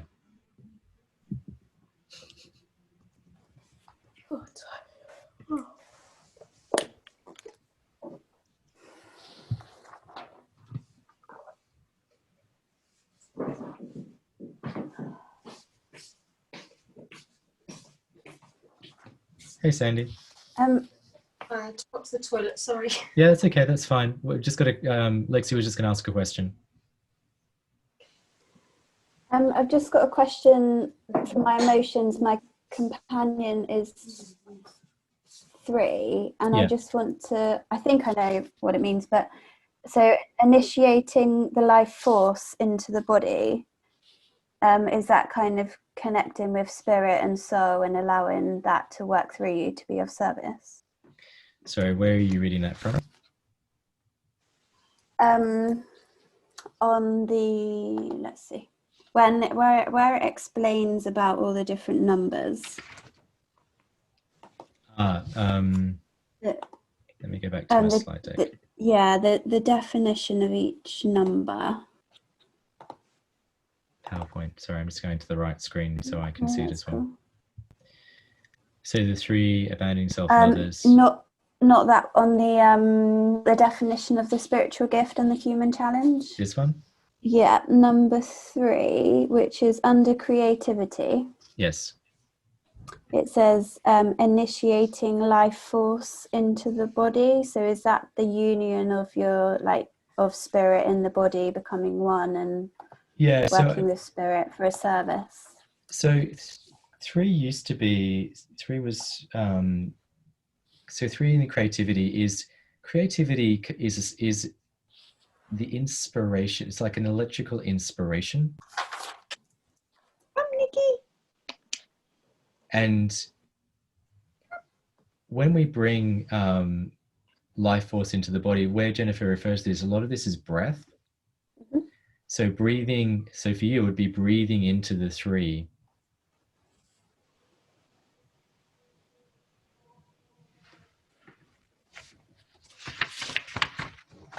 Okay. and working with creativity. So for the 3, it's energized and replenished by water, but it's also really about when you're in that place. It's, how do I explain this in a way that's really clear? When you're able to overcome the feelings of abandonment and the abandoned self, you are then able to bring more life force into the body. Mm-hmm. And then you are going to use that life force to create and be in service through creation. Yeah. Yeah. So this is about how you use the gift. In the same way that if you were going to create foundations, as I explained, you have to be able to create those foundations. And then through that, things fall around. So in the same way here, it's about using your creativity to express yourself through service and be of service. Mm. Okay, that's great. I actually have a longer definition for each of the numbers. That was a very short one. We're running it because we've had some great questions and I've been talking a lot. We've gone over a little bit of time, but the 3, we'll come back to this when everybody's back in the room, but this is the longer definition for the 3. Oh, okay, cool. Excellent. Will you go through each number, Tim? I will. And Okay. so you can see here, Lexi, the 3, when it's in balance, is highly creative. You know, it has that life force. It has that expression. And you know when you see people who are really expressive and they're just in it, and it's like that dance like nobody's watching kind of expression, and that's that life force moving through them. Yeah, I I know say, how that feels. Yeah, dancing with abandon. You know, it's that kind of like I'm just in the moment. Yeah, because I play musical instruments as well. So when I play, I just go in the flow state and I'm just expressing myself, and it's like you're just in one and you're out of your mind. So I know how that feels. Yeah. But can you also see how, in a sense, you have to abandon your conditioned emotions to be able to get to that place? Mm-hmm. You have to let go of your fear of being abandoned for being that person to be able to be that person. Yeah, definitely. Yeah. Words are so hard they're so imprecise for this work sometimes. I can feel it.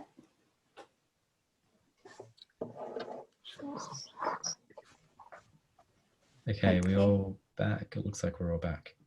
Okay, so I'm going to quickly move on to the breathing technique before we actually go into the numbers themselves and definitions, because I want you to be able to work with this at the end of this workshop. When you are breathing, to help shift the emotional energy out of your energy centers, you have to use intention. So you have to have the feeling that when I have the intention of understanding, validating, and accepting, but I have the intention as well. I'm going to send my intention to the energy center of 1 below my feet, to what we call the Earth Star. I'm going to use my intention to drop my awareness down 6 inches below my feet, and I'm going to breathe in. I'm going to breathe in through that place. I'm going to call that energy up, and I'm going to use my intention to breathe out of my number 10. Intention is the basis of all transformation. We cannot change anything unless we intend it. And so this, Sandy, and this is the challenge, you're having to use your intention to breathe into a part of your body, into a place that is not in your body. And draw that energy up and breathe it out of your 10, which is also outside of your body. So you're creating, in a way, an energetic loop, but you're drawing it through your body. Yeah. So it's like creating the way I'd like to think of it for you would be my pen is it's a channel, and I'm going to draw that channel from the very base of below my feet all the way up and out through the top of my head. Yeah. And that will help you to shift those energetic patterns in your primary energy center. Now, my energy center is which? Because So you're going to do the 10 to the 1, and then you're going to do the 1 to the 10. So what you're doing is you're drawing current down to the 1, and then you're drawing current 1 to the 10, because that's your companion. But I don't, according to this, I don't have a primary energy centre except the one that's 6 inches outside my body. Correct. So you have to use your intention. Above, 6 inches below. Sorry? Is it 6 inches below and 6 inches above? Yours is going to be 12 inches, so it's going to be 1 foot above, because it's two energy centers above, Okay. and then 6 inches below. But the way that you would do that, Sandy, is you would use your intention, imagination. For those of you who come to my breathwork sessions, your magic nation. Because again, imagine all the shamans I've worked with have always said your imagination is the most powerful force in the universe. You can do anything with your imagination. So using your imagination, you will imagine you're breathing in through the 10, drawing that energy down through your body, and then out through the 1. Yeah. Yeah? Yeah. So it works. Tim, in my case, that I'm 3 and 8, Yes. I breathe in the sacral chakra, and I breathe out Through the which crown. is above. The crown. Yeah. Yeah. And which would be the intention? I'm sorry for maybe the question is silly. No, it's not. You're going to use the intention that you're breathing in and out of that energy center. Okay. You don't have to get mental about this. Oh, So, and what I mean by mental about it is, I'm going to breathe out my abandonment. I'm going to breathe out, you can do that. So you can breathe. You can breathe. I'm going to use the intention that as I breathe in, I'm going to breathe out and release my abandonment.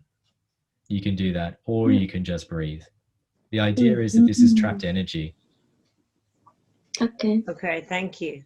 And then what you may find is that when, yes, Nada. Can we just do the number that we have, like mine is 2 and then my opposite is 9, or can we do any numbers when we want to? All of you have all of the energetic patterns. You can do the numbers as you feel called, but my recommendation is if you want to clear your energetic pattern of abuse, you would start with the 2 and the 9. Right. Okay, that's what we were working on when we did that lunar and solar thing.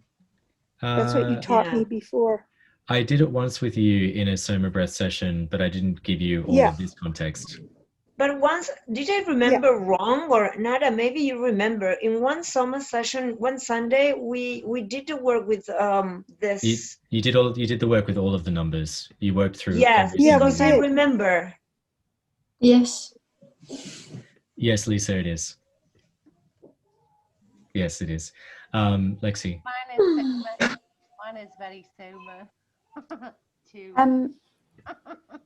So once we've spent some time breathing in and out the emotional body, then can we do the same thing with the mental and then the soul eventually? I know that you're speaking to Jennifer very soon. All right. I'm going to refer you back to her because today I'm focusing only on the emotional body. All right, okay, And the reason why I know that I'm doing this is because I haven't even begun to work on my mental or soul body yet. Yeah, so I guess I'll do what I'm feel. Yeah. And We'll wait for the other workshops, the mental and the soul one. Yeah. I'm working purely at the moment with the emotional body, so I'm just going to brush away any questions about mental and soul for now. No, that's cool. Because even in my own experience, the emotional body is enough to keep you going for quite some time. The other thing I was going to say to you is that just trust the process. I had somebody come to a Soma class once who said to me, or a breathwork session, keeping it generic, who said, I never have these feelings of when I breathe in and out of the, anything. I just don't get it. I come to these things and it's nice. And I said, oh, okay. I was like, and it was also, I don't have an issue feeling. I said, give me a breath there. Okay, I gave this person a companion. I gave them no other information. I just said, breathe in and out of this, breathe in through this energy center, breathe out of that energy center during today's Soma breath journey, 2 rounds. The person came back at the end and said, I cried for half an hour. Mm. You know, for 25 minutes that we're doing this, I just cried the whole time.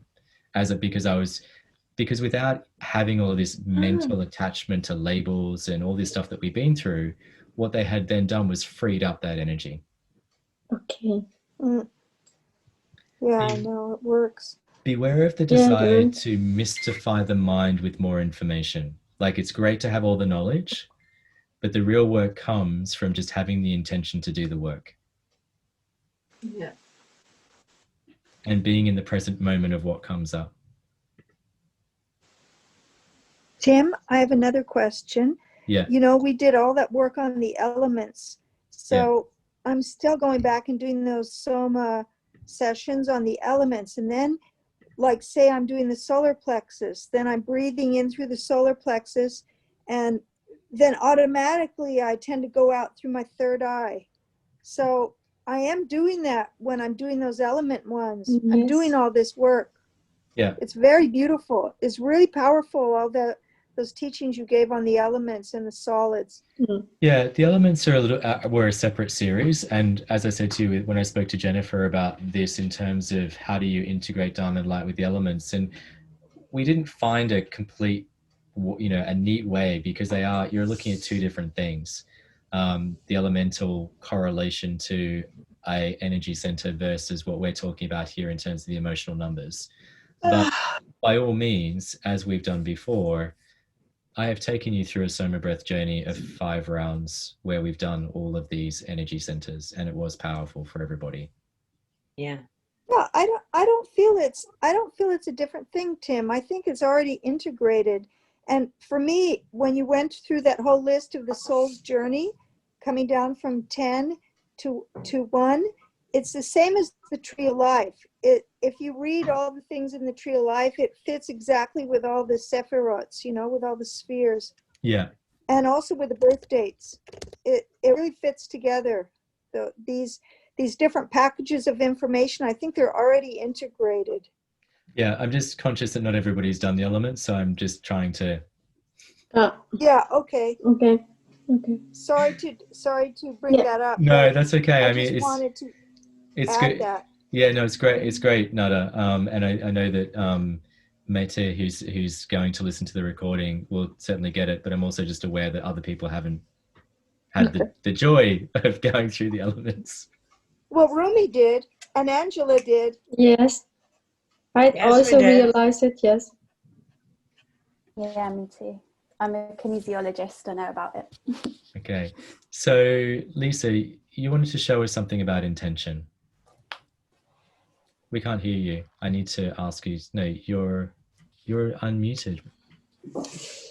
Hello. Yes, we got you. Okay, so this is a normal, just a carrier bag, okay? Now, intention as well, so I'm going to make it stay up on my hand, okay? So, I can't do it. So now if you do it with intention,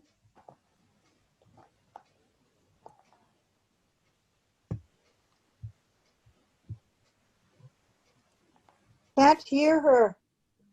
try it at home. You can make the carrier bag stand up on your hand. I think it's a bit crooked, this one at the bottom. It's a bit camera shy. Camera shy, yes. Okay, so stay up. What? Sorry, it's hard to show. This bag is just a rubbish bag. It's better with a bigger bag. But basically, you try and hold it on your hand. It falls down. But if you stare at the top of it with intention, you can make it stay up. It's hard to do when everybody's staring at you and you're trying to stare at the bag. Oh, wow. Wow, that's magic. Wow, they can't see. Yeah. Fell down. See? Amazing. So what you put your awareness on, what you put your intention on is what you bring towards you. So if you're always focusing on the negative stuff that's happened to you, or if you're always focused on the story of all these things, then that's where your energy goes. Now, I did promise that we'd go through each of these numbers, and I'm aware of time as well for everybody. So I'm just going to show you on the screen each of the longer versions of the numbers, which you may have already, just moving this thing for the recording. Sorry, let's go back to the 8 in a second. I'll tell you what, Zoom doesn't Is make this the same as what's in the book, Tim? It may be slightly different because it's been updated. Okay. So I'm just going to go back, sorry, because the Zoom is not being my friend today. So for those of you who are the 9s, which is Lisa and any other 9? No, so we've got Lisa.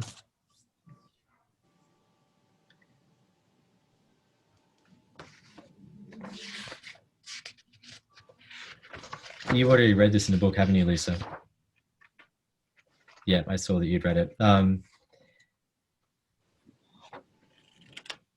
Now the 9, I'm just looking at what's there. It is slightly different from the book.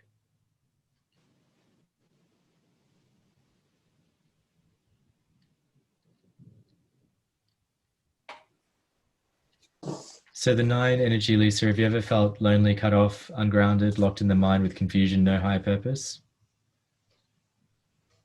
Yes. Of course. But when it's in alignment, it's very much about having a higher purpose and being multi-talented. Yes, I am very multi-talented, actually. I see that on the groups that we are both connected to. Oh, really?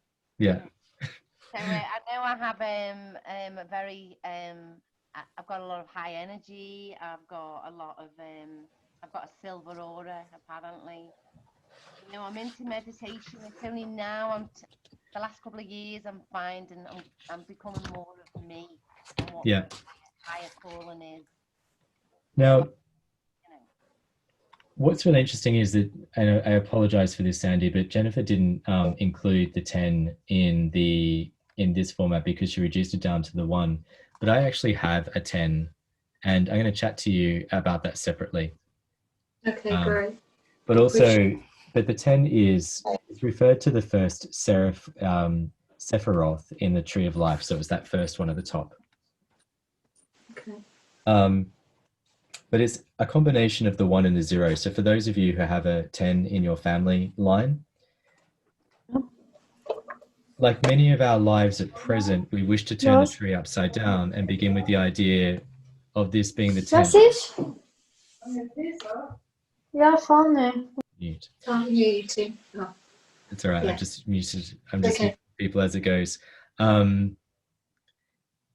We need to look at it, which is, so the confusion of the 10 is it does reduce to the 1, and this is where it gets a bit confusing in the emotional numbers. Although we do the breathing technique for the 10, it does reduce down to the 1, and it is the amplified 1, but there's still a meaning behind the 10, which is why I'm going to read it to you. But for the emotional, you do the emotional work of the 1. Okay. So this in your Kabbalistic tree of life is often referred to as the first Sephiroth or the planetary center. However, like many of your lives at present, we wish to turn the tree upside down and begin with the idea of this being the 10th Sephiroth. For you must understand that we need you to see it from the present perspective, which is the earthly one at this point. So although it looks one way, we need to look at it the opposite way because that's how we're seeing things right now. And with the 10, you begin with the diamond light marked 10. This is where your essence, your purity of spirit has been birthed into what we would call the universal mind, the universal heart, and the universal body. This is where the most powerful diamond indeed, for here is reflected the all that is. Wow. It is the most powerful as it represents the birthplace of your present expression of self. It is the birthplace of your present state of being in any given moment. To express this another way, it is your highest point of manifestation while in the human experience, is the 10. Many of you in your spiritual practices and meditations have invoked and manifested many things for the purpose of protection and communication with other realms. Many of you have placed balls of light consciously or unconsciously into the 10 for your protection. Many have placed stars, symbols, and many of you, when you have asked for God or goddess or all that is, your angelic realm or any other being for that matter to be present, this is where those energies rest. This is the gateway by which they come through, the 10. Understand that this 1-0 point of immense power and divine light will reflect whatever you ask for into all of the other diamond lights. Many of you know, you who are created, many of you know you are your own divine creators. Many of you know that what you think comes back to you. Many of you know the power of thought. This 1-0 diamond light is where it shall manifest, and this 1-0 diamond light then filters that energy manifested by you down through all of the other diamond lights. So it starts there and it moves all the way down. To put it another way, this is where all your thoughts first shall manifest. So if there are thoughts of fear or what you call your psychic attack or whatever negative energies, you shall manifest them in this 1-0 gateway. And then they'll spread to all the other diamond lights. To break it down even further into another way, your 0 is the most powerful of all your numerical symbols. It represents the unmanifest, the unknown, and the all that is, which is why when it's after a number, it amplifies. That's why it's so powerful. It is an eternal circle of pure, unknowable source. It is the gateway of all dimensions, known and unknown. It represents the divine womb of the Great Mother. Everything in your universe has been birthed from this place of no thing or nothing. It is the place of the unmanifest. Your symbol 1 represents form. So anybody who's a 1, you might want to listen to this as well. Form, self, ego, and complete union. So this is why the 1 can be in complete union with all that is. So understand that from the point of unmanifest, the 0 is where you place your intentions and your thoughts, and then they are reflected into the 1, into the self. So you place them up there and they get reflected back down to the 1 down below, or into you. Right. Okay, we suggest with passion and with purpose that each day, each night, each moment that it comes to your attention that you place love and light into this diamond center. For it will surely be reflected through your other diamond lights, through your cellular bodies, through your emotional, your mental bodies, and the bubble which you will find yourself in. For this 1-0 gateway of diamond light is your direct manifestation of the eternal being you are, and is reflected into the diamond gateway we have marked as 1. So in the true sense of the expression as above, so below, once you understand and embrace the gateway of the 1 and the 0, this will manifest directly into your experience. As we have said, this major gateway influences very powerfully all of your gateways, but will be most clearly reflected through the gateway we have called 1. So this is why we bring it back down to the 1. The 1-0 gateway, is the Kabbalistic tree's terms, is now represented by your planets Neptune and Pluto. Pluto, which vibrates in essence to the 0, and Neptune to the 1. Remember that Pluto is also the great destroyer, and Neptune is also an underworldly planet. So it's dealing in the subconscious. The symbol which we shall choose, we associate with this diamond gateway, is the golden chalice of life, or your holy grail. So in a way, Sandy, your challenge is that you have all of this power. And at the same time, you feel unable to connect to it and also separated.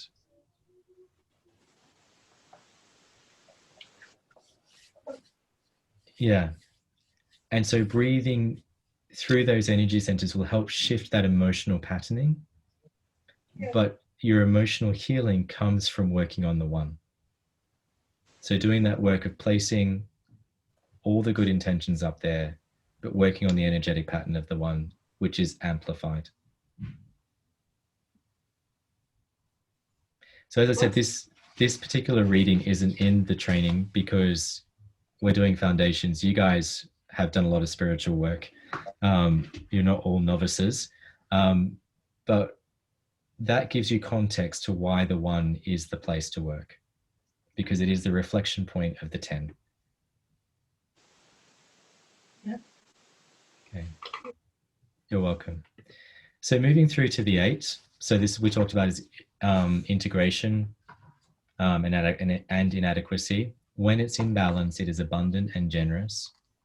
When it's not, you're preoccupied with money, power, and overthinking in the world. So I think that's Angela. Yeah. So I could just see that you're on mute. So if you had any questions. Okay, yes, jetzt.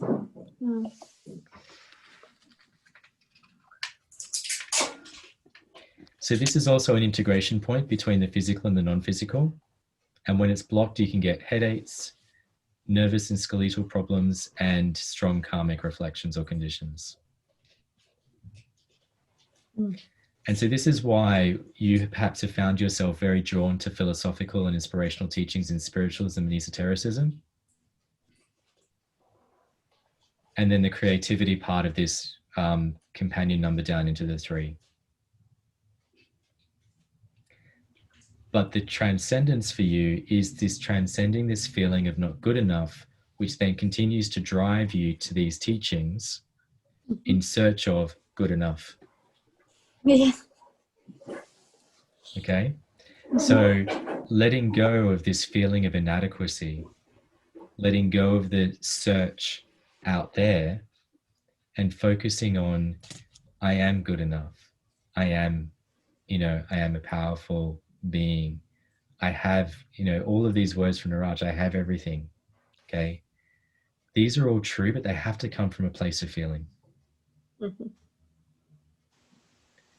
And through that, your then expression of creativity, your natural expression of creativity, and your ability to integrate all of those learnings will be able to shine through. Then breathe from 8 to 3 and from 3 to 8. Yeah, start with the 8 to 3 and work on that for quite some time. And again, think about, you know what? I'm going to breathe in and release out of the 3 this feeling of inadequacy. Or just let it go. Just breathe in through the energy centers and see what comes up. So rather than trying to control the experience, just do the breathing as this other person did without any knowledge and just have this free-flowing emotion. And actually, I think, Sandy, that person was a 1-0 as well. I had a feeling. I felt it. Yeah. And you know what's really funny, Sandy? I didn't share this with you, but a 1 person, anybody else who's a 1 emotional body, is actually a channel. They're often a channel for spirit, but for that channeling to happen. I feel that. Yeah, for that channeling to happen clearly, it's the clearing of the emotional body to allow spirit to come into union with you. Okay. Just again, aware of time. 7s. We talked about the 7s. Is there anybody else who's a 7 here? No, apart from me. Here it's about getting over the need to think through the feelings and to allow the feelings to have expression so that then you can clear the way for the imagination.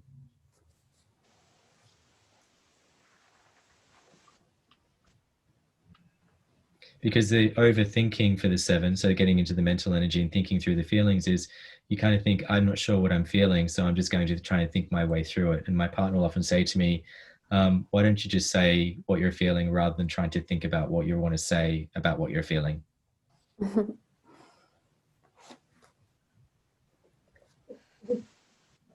The 7 can also get caught up in comparison. So comparing themselves to others and feeling that, again, bringing themselves into their own feeling of inadequacy because they feel that they're not doing well enough, or looking over the fence at what somebody else has.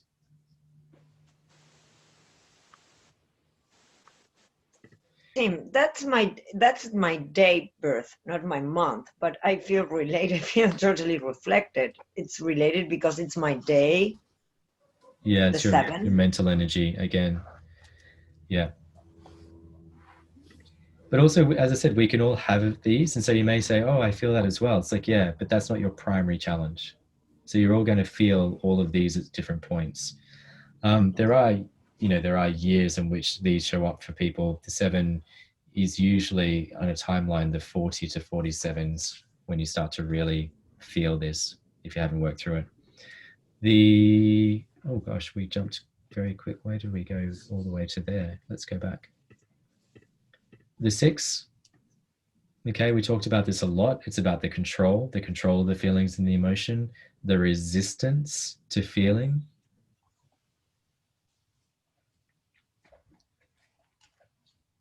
I feel like we've already talked about this a lot throughout the day, the afternoon, as we've gone through the various slides. But the 6 can feel really critical of others, but actually really critical of themselves. And again, it's this ego mind, the seat of the ego, is where that criticism comes from. And it can be very difficult to feel total acceptance for self and others. That feels like, oh gosh, that's a lot. Do I really have to accept everybody else? And this lack of acceptance is what's leading to a lot of the division that we're seeing out there as well, as everybody's ego mind is going a bit into overdrive. And when, for the 6, they're not in balance as well, is the desire to control other people's feelings. It's looking for this right way of doing things rather than surrendering to their way.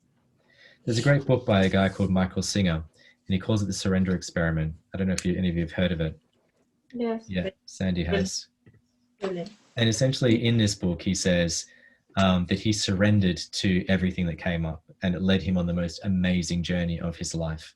He became a multimillionaire. His business eventually, I think it started to fail, but then got bought out. And all he did was just say yes to things. Yes, I'll build you a temple. Yes, I will build you I'll take on this work. Yes, I'll do this. And in the book, I think he makes it sound easier than it was, but it all started with his ability just to surrender and to allow divine current to work through him, to lead him on the path that he led. And if you haven't read it, it's a really beautiful book about surrendering. Certainly a lot easier than the book I read by Hawkins on letting go, which would seem to be a mental mind. Okay. Okay. Yeah, Michael Singer certainly had a better grasp of the language and story. All right, moving through to the 5. So this is the heart center. Oh, so the bridge to all of the love, all of the grief, all of the other ends. So our original grief is the heart, okay? And betrayal, we feel this most in the heart because we're most often betrayed, or feel that we're most often betrayed by somebody else over a relationship. But in actual fact, it's also about us and where we betray ourselves. And the 5 has that buddy as the 6. And so when emotions are transformed and the soul is activated and it's trusting, you're then able to surrender a lot more easily to this, to that level of control. You're able to let go of that control. And so 5 is also about community. It's about serving. But when the 5 is really unbalanced, you're going to get swings in emotions. You're going to get swings scattered. And this desire for a lot of confirmation.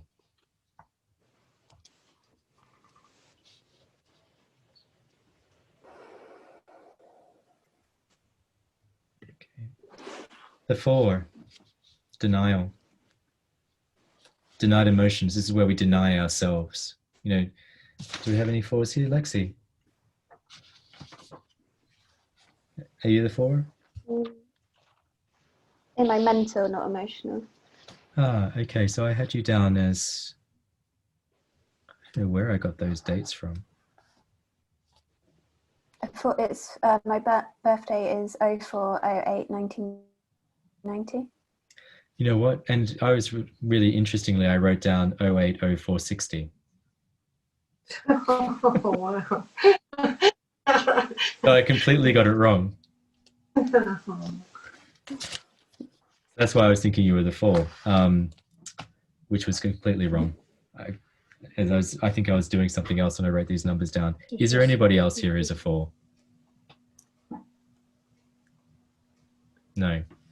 Okay, but for anybody who in your family line is a 4, Yes, is my son Ruben.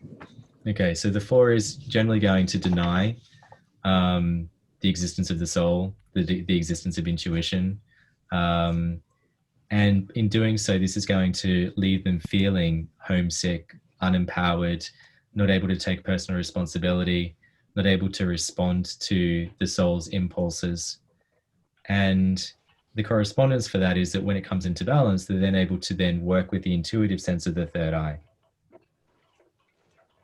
So they can be impatient, overly ambitious, but at the same time, very self-doubting, persecute themselves. And as we saw with the emotional correspondences, will tend to have issues of the stomach, the gall, all of those organs around that four.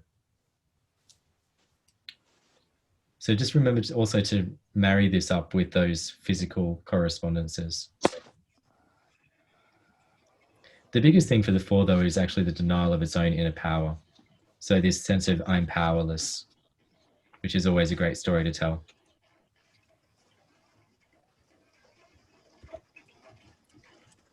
Okay, for the three. We're having a big storm here, Tim. Do you want me to go on unmute? We can't Do you hear want to it. unmute me? Is it really loud? We can't hear it. No, it's okay. I think we had a few threes. Nathalie, you had a three. Romy, you had a three three emotional, didn't you? Yeah.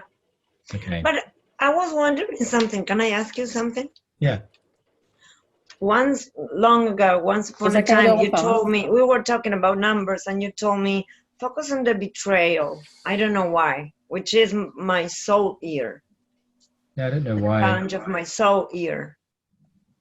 No, maybe we didn't talk about the right numbers, because it should be focused on the abandonment, which is the 3. So the way that 3 shows up is, as I said earlier in that example, either you'll abandon somebody or they'll abandon you, and you'll keep having those types of relationships, because you'll abandon yourself in the relationship as well.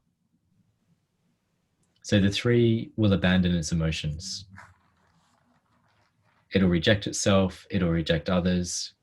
There's a really deep-seated sense of vulnerability. Yes. So who else was the 3? It was Romy and Nathalie. And Nathalie, you talked about that physical correspondence. Yeah. So part of the sort of the emotional physical link is that the physical is an unexpressed emotional wound. So when we don't give validation to an emotional experience, it then it can become blocked and manifest in a physical illness. And so part of the work of the 3 for a 3 emotional body is to really focus on breathing in and out of that 3 center. And in your books, you'll also have a specific practice, which is, so for those of you who've read your books, for the 3 is to connect with your own creativity. And so you've already said that this is starting to happen. But I'm already doing it. Well, for you, Romy, as well, but for Nathalie as well, allowing that creative energy to flow through you will help you to overcome the abandonment of your emotions. So it's almost like you need to fill up the cup one way to allow the emotions to move out the other way as well. Okay. Is it possible that when I express myself, because I'm very creative and I have a lot of imagination, it's like everything starts, I feel more aligned. I don't know why. Well, that would be because you are aligned, because creativity would be one of your natural gifts. But also what creativity helps you to do is it helps you to express blocked emotions. Exactly. That's how I feel. Yeah. So all of these, when we think about the gift also helps you to overcome the trapped expression. So if we were just to step back for 4, the gift is feeling accepted and secure, but they need to spend time at periods in sunshine and great outdoors because they need to recharge their own inner power. The 4 is the solar, is a solar plexus. It's the inner sun. It's one of the, it's the inner fire. They need to recharge that to be out in the sunshine.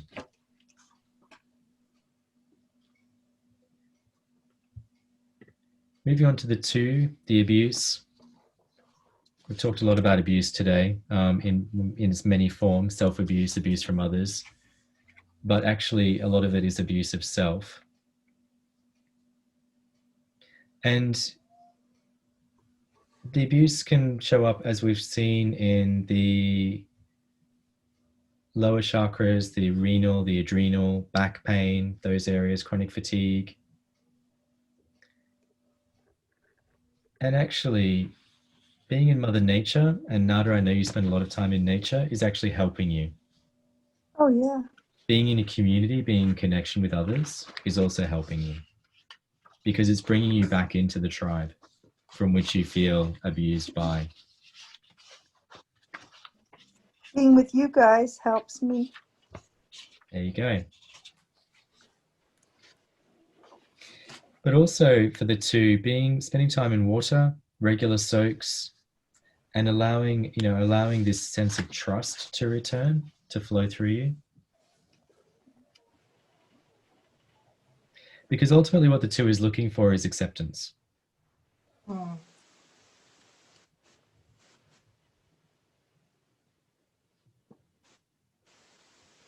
partner's a 2. Yeah, so what I'd suggest, Andy, is taking a read of the Diamond Light ebook. The what, sorry? The ebook, so this book. Yeah, I read that. Yeah, so the 2 emotional, having a read of that and having your partner have a read of that, because you 2 will form a 10, 12, 3. 3. Yeah, so you can feel abandoned in your relationship. Of either you abandon him, he abandons you, or you both feel abandoned. And it's the behaviors that trigger it. Yeah. Okay. And then we return to the 1, the separation. The feeling that you're separated from Source, you're separated from God, you're separated from everybody else.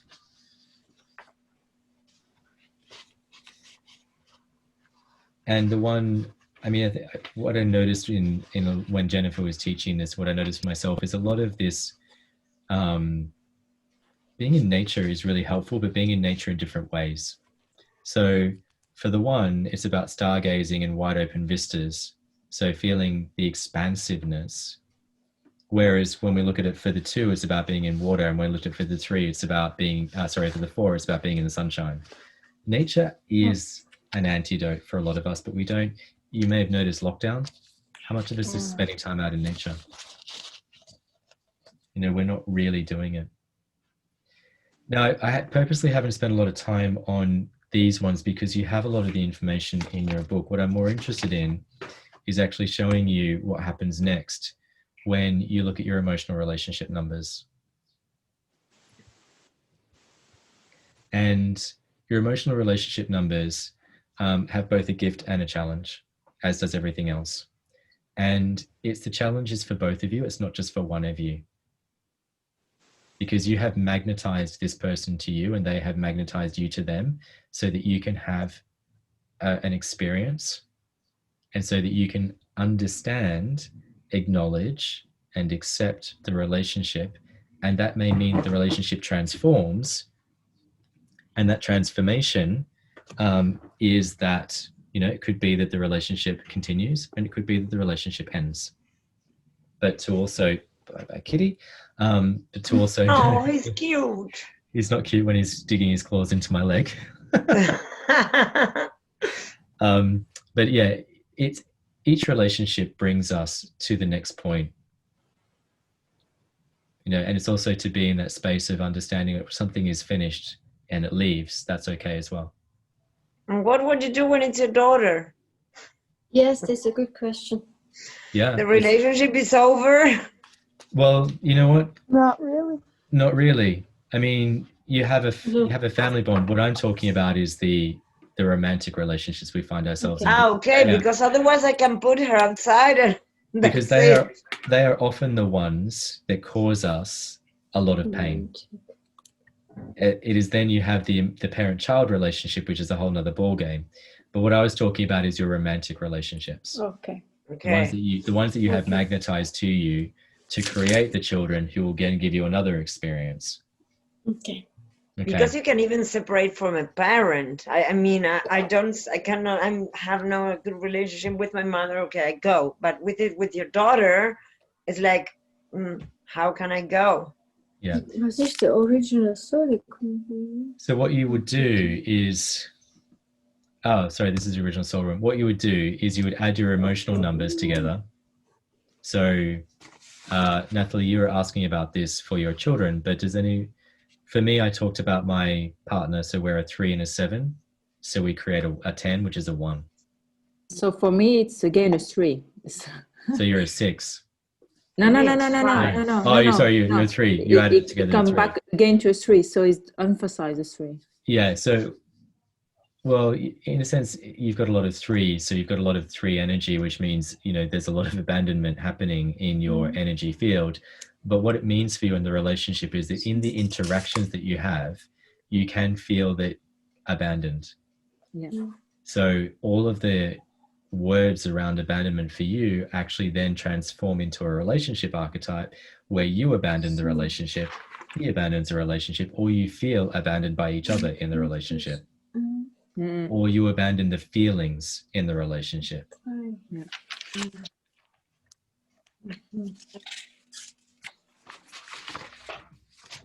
Does everybody understand? Tim, may I say something? Sure.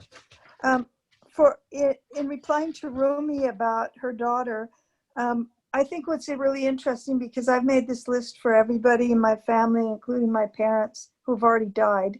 I don't think it's about abandoning that, or getting rid of that person or something. It's like trying to understand what is going on between you. Like, why did you attract this person? Why did you give birth to them at that time? And what do you have to say in their life, and what do they have to say in your life? How can you learn from each other? It's going to be a lifelong thing, even after they're dead. Of course. You can see the relationships between the grandparents and the grandkids even, and what they had to learn and how they are related to each other. So the other thing, at the moment, she needs to move from the bed and goes to nature, because she's been locked down since January, and she's number 2. She needs to be in touch with nature and other people. She's sleeping the whole day. She does. But the other thing that's really important about any numbers in a relationship is if you look at your birthday, if you look across your birthday and you look at the full birthday of your partners or your romantic partners, notice any numbers that are there, because there's a karmic relationship where there's, where you see, so for me, in my one with my partner, I think we only have 1 number in common. And so the more numbers you have, it means that there's definitely work to be done, because you've magnetized that. But where there's no numbers, it can actually mean that that's why there's nothing. There isn't that great attraction. There isn't that fondness between each other. It can actually mean, particularly if you've got children, it can actually mean there's no connection, or that feeling of no connection. Because the numbers are magnetic.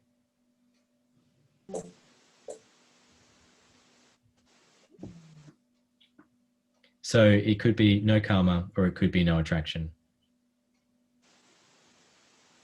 But it depends, as I said earlier, it depends on that intention of that relationship. Is that... Yeah, we don't need attraction. Yeah. Well, between your daughter, no, but... We need understanding, but not attraction. Yeah. But it's also, but I was talking about more from a partner relationship than children. In a partner relationship, notice this, because the child relationship as well is more about the work that needs to be done. But it can also mean, that's why in a parent-child relationship, there's no numbers the same. That may be why the children are happy and the parents, they're kind of happy to go one way and the other, which can be very distressing for a parent who wants their child to, be more responsive to them.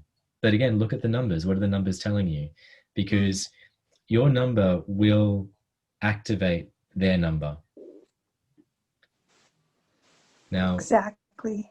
so if you were to think about your children, what is your emotional number if it's a 2 and theirs is a 1? So their desire to, their feeling of separation will activate that person's feeling of abuse. They'll feel abused by that person's separation. Yeah. I bet. Yeah. And vice versa, by the way. Yeah. It explains so much, Tim.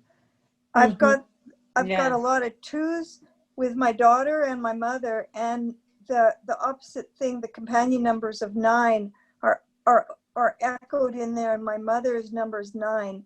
So that's an echo with the 9 of my companion number from being 2. And her mental number is 2, and her companion number is 9. So it's totally echoed. My mother and my daughter and me, we've got a thing going on. Okay. That we have to try and understand. And the only way to stop this thing in the family line is to say it stops with me. And do what? It stops with me. I'm going to do the work. I'm going to transform this. I'm going to make sure this isn't carried forward. That's true. If we work on this stuff, then it just sort of, we can loosen all these knots. And then you can still go on having a relationship, but it'll be more fluid. And we won't be all grabbing onto each other's story, right? Exactly. So because it's actually your story. Isn't that why we're doing this? That's why we're doing this work, right? Yeah. Well, you're doing the work so that for yourself, because when you change yourself, you can't help but change everything else. Exactly. That's it. What, You must laugh, Tim. Come on, it's killing my heart. What is? What? Your cat. I can hear he's crying. That's not my cat. Tim, can you show the soul wound, the next slide? Yeah, sure. So the original soul wound, this equation will show you your deepest soul wound in relation to God. And this even works for atheists because they deny the existence of God, which means they still have they have a wound there. And what you do is you add the day. So here in the example, it's 2 plus 23 plus 6 equals 11, plus 1 equals 12, which reduces to a 3. So the original soul wound with God is feeling abandoned by God. Or feeling abandoned by source. I'm 11. Wow, no. Yes, I'm 11. 5. So you're a 1. Yeah. So you feel separated from source. 11, it's 2, right? Sorry, but you said, are you 11 as a total number? So you reduce down to 2, which is... Yeah, so I'm 2. Okay, so that feeling of abuse by God. Oh my God. Oh, and mine is betrayal. Mine is I 5. betrayed. Betrayal. Yeah, betrayal. Yeah, mine too, 5. Mine too. And so with the original soul wound, you also have the body placement. So what does that mean, abused by God? What does that mean? So you can feel that through your relationship with God, you don't feel that you've been accepted. So you can feel abused. Okay. Because a lot of, and this is where it gets complicated about people's specific religious beliefs. I don't believe in the archetype of the, what do you call it? The Catholic Church. I was brought up Roman Catholic. I just, it's something else for me. So, and if I look at my number, which was a 1, 0, 10, or a 1, I feel like I've been separated from source. I feel like I'm all alone in this world. And so what it is, it's your relationship to whatever relationship you have with God. So if you're a religious person, it could be a reflection of how you feel in that relationship. if you're not a religious person, if you're looking at it from a universal source, or you're looking at it from a more universal, it will be your relationship to the universal oneness. So I don't feel, whatever that number is, you will have those feelings arise in that relationship. And so coming back to your, Natalie, I'm assuming you're a 2? No, I'm a 6. You're a 6. So control. So where in your relationship to universal oneness do you feel that you have to control it? So it's me controlling, or is God controlling me? It depends on how this plays out. It could be that you feel you need to control it, or you can feel controlled by it. Yeah, I don't know. I always feel that God is watching me, so in a control in a way. Yeah. Okay. So there's one insight, and then it's a case of where do you follow that? So Lisa, you said a 7. And again, so the 7 is confused. About God. Well, about your relationship to God, about your relationship to Source. Yeah. Okay. Yeah. And the 7 loves information. So it'll be the mental energy of trying to mentally process its way through its relationship to universal source. Okay. The thirst for knowledge, all those books you've been reading. Yeah. That library you shared with us. Don't worry, I got one as well. Oh yeah, they're very good. So whatever you see in here, so this book, again, look at these from a relationship perspective to each of the different archetypes. Archetype of family, so mother, father, child, and also then the original soul wound is this original soul wound that you brought with you in your relationship to universal source or oneness. So Natalie, if you feel like you're always being watched, I think there's the invisible world, and because I can't see it, I feel that they know exactly what I'm doing, or I don't know, imagine, I don't know. I don't know. and that's okay, but acknowledging that and understanding, what's behind that, and accepting. Hi, yeah, Lexi as well. I'll come to you in a second. Fear of the unknown or something like that, yeah.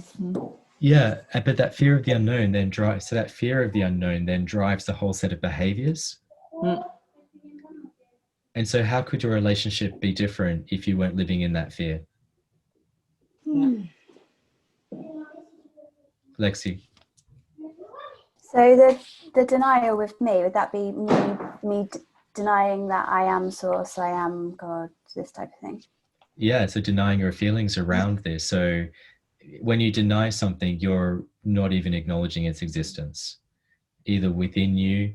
So for you, you've just said, I deny the fact that I am as powerful as I could be. I deny the fact that I am connected to source. I feel that God has denied me. It depends on how this relationship plays out for you. But it is the energetic imprint of denial. So that's why I'm not going to say that, it's one way or another, because it's about your relationship, and your relationship is with you. Yeah. Okay, yeah, that's cool, thanks. Can I just ask a question? Yes, Lisa. Oh, okay. So when we're looking at, for example, we're looking at the original soul wound. Yes.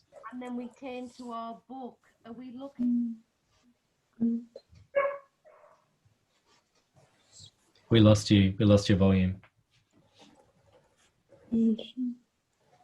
Tim, I would like to have to go. I'm really sorry. That's okay. I say goodbye to everyone. Thank you very pretty much at the end, Natalie. Okay. Anyway, but if you have any questions, just drop me a note. Okay, thank you so much. Bye-bye. Okay, bye. Bye. Thank you. Bye. Bye. Lisa's dropping a note for a question. All of these numbers in any relationship all of this in relationship to others. So when we're talking about any numbers, about any relationship to anybody else, it always comes back to you. So again, I'll bring it back to myself because it's easiest to talk about to give the example, but in my one separation relationship, it's easy for me to blame my partner for me feeling separated in the relationship, but without me looking at my own behavior, which enables me to feel separated in that relationship. It's easier to blame that person and say, well, you make me feel this. And it's not true. It's not a true story. The true story is I allow myself to feel that. So in a relationship with a child, if I had one, it would be my relationship, their behavior triggers in me this feeling, but they're a mirror. And they're asking me to acknowledge and accept my, what that brings up in me based on my numbers. And for me to acknowledge that I'm going to trigger that in them. And how can I work on that relationship from that paradigm as well? And Lisa, I've just seen your question. Are we going to be looking at the OSW? What part of the ebook do you look at? Okay, you're going to always look at the emotional one. It's always the emotion. Again, we're back at the emotional numbers.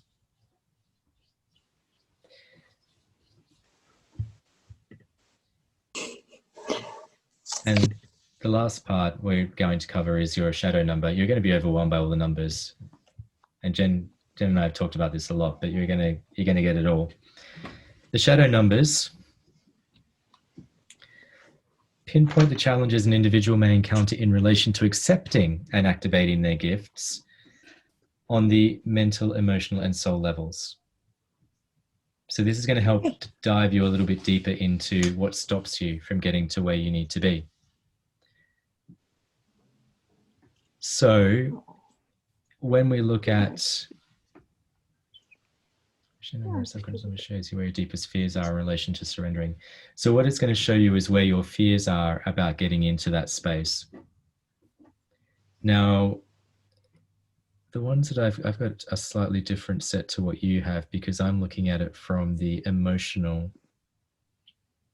and what Jen's provided us is with the 58, the 58 being the year. So this is at a soul level. Oops, sorry, kitty cat. Keeping with the emotional, look at your emotional number. If you've got a 0, ignore the 0, because most of us have a 0, unless you've got a 10, 11, or a 12 in your emotional numbers. But in your emotional numbers again, look at what it is as that number, and that will also help you to understand what is going to stop you from stepping into. Oh, she's done this as soul shadow. Sorry, guys. I've got it here as mental, emotional, and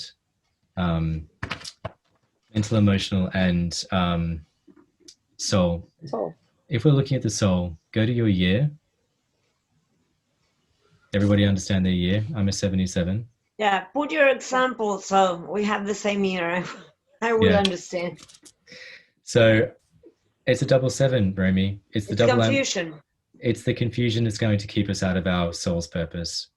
We're going to continue looking for all the answers outside of ourselves. We're going to think through our emotions and not feel them.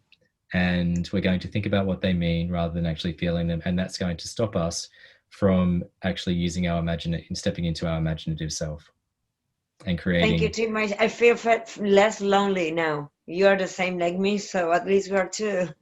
But in this example here, the 5 is the fear of betrayal by others. And then the 8 is the feeling of inadequate, not being good enough to execute my soul's gifts. So for those of you who are looking for clarity about your soul's path, look at your year. Look at your number for your first number and your second number. Angela, you were asking about this at the very beginning of the workshop. Okay. So you were 6 and a 9? Yes. So the 6 is the fear of being controlled. Oh, wow, that's interesting. And then the conditioning. It's the fear of being controlled by others and feeling, I I still prefer that word, contaminated. Feeling the toxicity of your emotions, or feeling that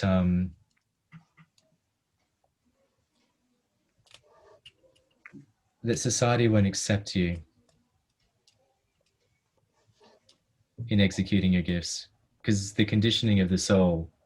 So there's a conditioning part of it. So this is about we're conditioned by society, or we're contaminated by our emotions. We feel toxified by our emotions because I don't like to have emotions. They're icky. You know what? Society says we shouldn't have them. But there's also this other part about the fear of control, the fear of being controlled. And when I could feel this a lot with my guru. This is what I was feeling as well. So without sharing what I know, but I think that there's something in there for you definitely to look at.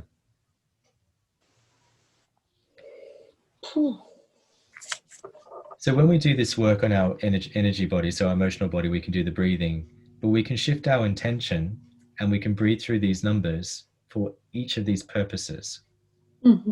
So using our attention and the breathing to shift your awareness, shift your intention. Sandy, do you have a question? No? You're okay with your numbers? Yeah, the soul wound is control and abandonment. Both of those I feel quite strongly. I detest being controlled. That just makes me really feel uncomfortable. Yeah, but there's also this thing around, if you were to step into your soul, if you were to step into your soul's gifts, would you feel, is there a fear around being controlled by, there's a fear of control, but also there's this thing, I'm trying to think about it. Would you be abandoned by your network or your support network if you were to then actually do what you wanted to do? Well, that's something that I'm aware of, that I stopped myself from doing for that fear of being abandoned by people. It's like I don't want to step into the full magnificence of myself for fear of what people will think. Yeah, so if I just stay down here, then it will be okay. How's that working for you? It's not. It's not. You're right. No, I was curious. I was just. No, it's not. That's not till now. Yeah. Somebody else had a question. Tim, mine is 1952. So again, I've got betrayal and abuse. Yeah. And then my shadow number, my soul wound number was number 5. So again, that's betrayal. So my problem with God is I feel betrayed. And then my shadow number is 52. So again, I've got that betrayal coming up and the abuse coming up again. That abuse. Something to work on. Yeah, but you're just thinking about the betrayal. So being betrayed by others, which that keeps coming up, Nada, for you. Yeah, definitely. Even in your Airbnb. Yeah, in your Airbnb as well. And but the bright side is that you don't have to remember all the numbers. At least you have all the same. Yes. Yeah. It's always look at the positive side. No, but the guy in the yurt, Tim, that story of him abusing me and betraying me and my confidence and the whole thing is still not over. He's still not out, huh? Yeah, no, he's not. But again, so what is it about? And without even knowing his numbers, you don't need to. But what is it about? Oh, I know his numbers. It's 3. His number is 3. His number is 3 and 8. Is in inadequacy and abandonment. It totally fits with him. Yeah, but he's an abandoned orphan. But you're in a relationship with him, whether contractual relationship or whatever it is. But there's something about that relationship that you can work on to help transcend it, because he's triggering something by understanding it to look at. Yeah, exactly. I know it's a beautiful thing because it triggered all the fear in me. All his anger towards me triggered fear of abuse, Yeah. And me wanting to kick him out triggered his abandonment. Amazing. Yes. Don't we attract the things we need to look at? Yeah. This is a great example. Does anybody else have any questions? I think Lexi, you were going to ask a question. Just so I'm 9-0, so that means I'm just 9 amplified, is that right? Yeah, you're a 9 amplified. So yours is, we're back at this conditioning. So is there some sort of relationship to how society has conditioned us to look at what it is that you want to do? Yeah. Okay. Does that? Yeah. Yeah. Expanding consciousness, but it's basically what, yeah, expanding consciousness of humans. Yeah. It's like a taboo subject very much in society. Yeah. Expanding consciousness, yeah. And so is there this fear of either the conditioned society or some sort of I'm going to go back to contamination. I much prefer that word. Some sort of contamination. Would you feel in some way contaminated if you were to step into your path? Is there that fear of, this is somehow going to taint me with a label that I'm not comfortable with? Yeah. Which then probably brings you back to that feeling of denial where you're denying yourself. Yeah. Yeah, okay. Whereas if you were to step into who you truly are, would that also help you to overcome the denial of the true self? Or does it need to be the other way? Does you actually need to accept your true self and then be able to step fully into your path? No, I think if I fully step into my path, it doesn't matter then what anyone thinks. Yeah. And, there's a guy who I've been posting about recently on social media, Lee Harris, who I look at him and I just think you're an incredible person because you look at him, he radiates energy, but also he's somebody who's fully stepped into his true self and it has brought him everything he needs in terms of a platform, his music, his energy sharings. I'm like, you're incredible. Yeah. And so is that, and so understanding how that can really shift you by releasing this denial. Yeah, no, that's cool. Yeah, fully stepping into myself and then it all clicks into place. Because then you get the full, and so this original soul wound is this, does this in some way contaminate me? And so this is the obstacle. Yeah. So the soul, this soul shadow number is really just about you understanding what keeps you out of your place. It's not from my understanding, it's not about you doing work on this, but this is about identifying. So helping you get that clarity about what keeps you out of place. Because the work always remains. Tim, I had a great revelation just now about mine. The opposite of betrayal is surrender. So if I just surrender myself to God and to the higher powers and to the divine, then I'll just fall down into my foundation and I'll fall into my base and I'll have trust and I'll have the trust and the confidence I need to not feel any abuse or anything. So what's this? Yours was the 5 and the 2, wasn't it? Yeah. So I think surrender is the key for me. Was to find freedom is the key to you, which in a way surrendering is, is always going to be in there, but it's also about freedom there under surrender. That's together. So freedom is with betrayal. Oh, I thought surrender is.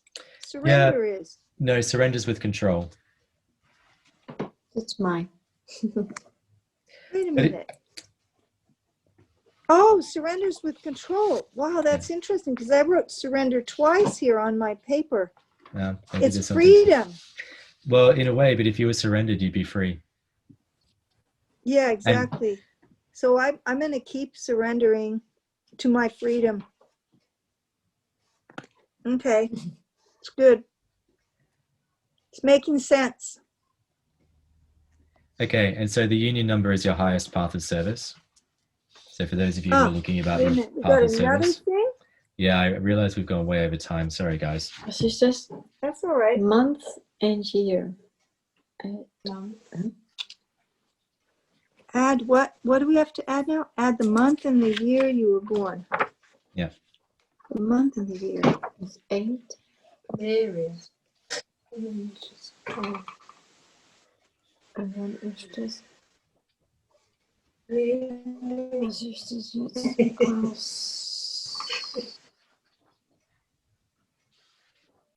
God. Na, 7, 13, Ah. 4. Again, I That got comes a out at 9. 10 still.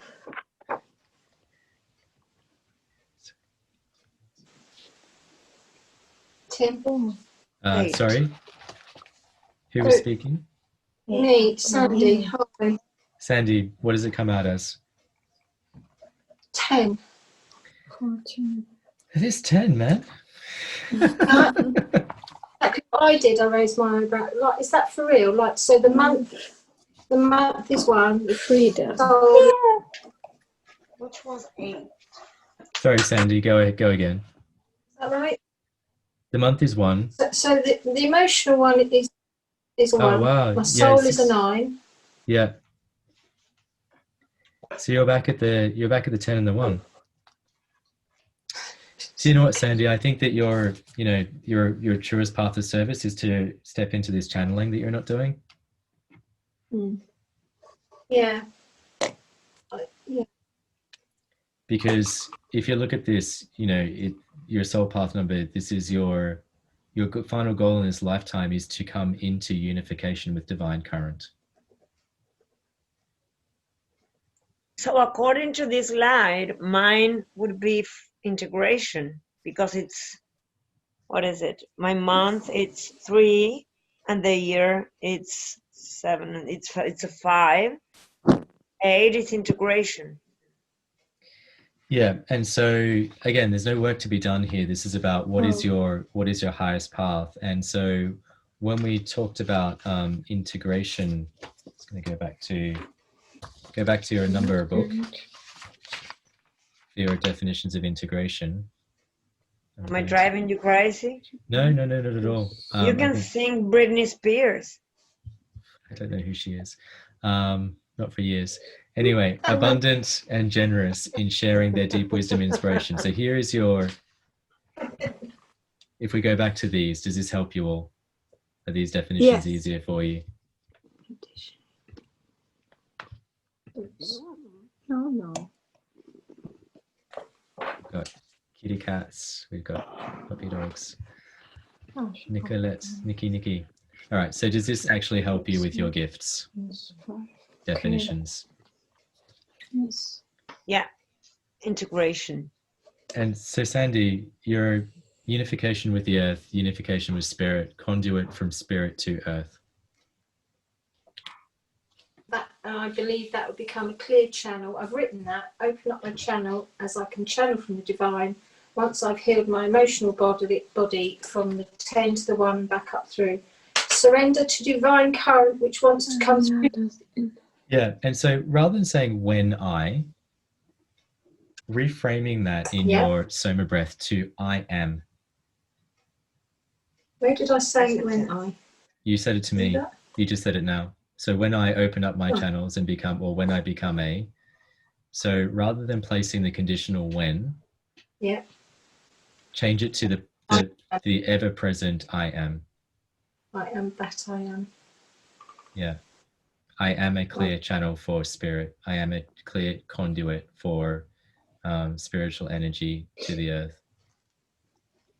As I say for everybody, so when you're placing a condition on this, you're not actually living in the ever-present moment or the potential future. You're living in a limited past. Okay, I get it, Tim. So I have to say I lead by example, and I am living in alignment with the higher principles, and I am multi-talented. You're a lot of things, Nada. I know, but I just have to say that because that's You do. I'm number 9. My thing is number 9. I'm consciousness.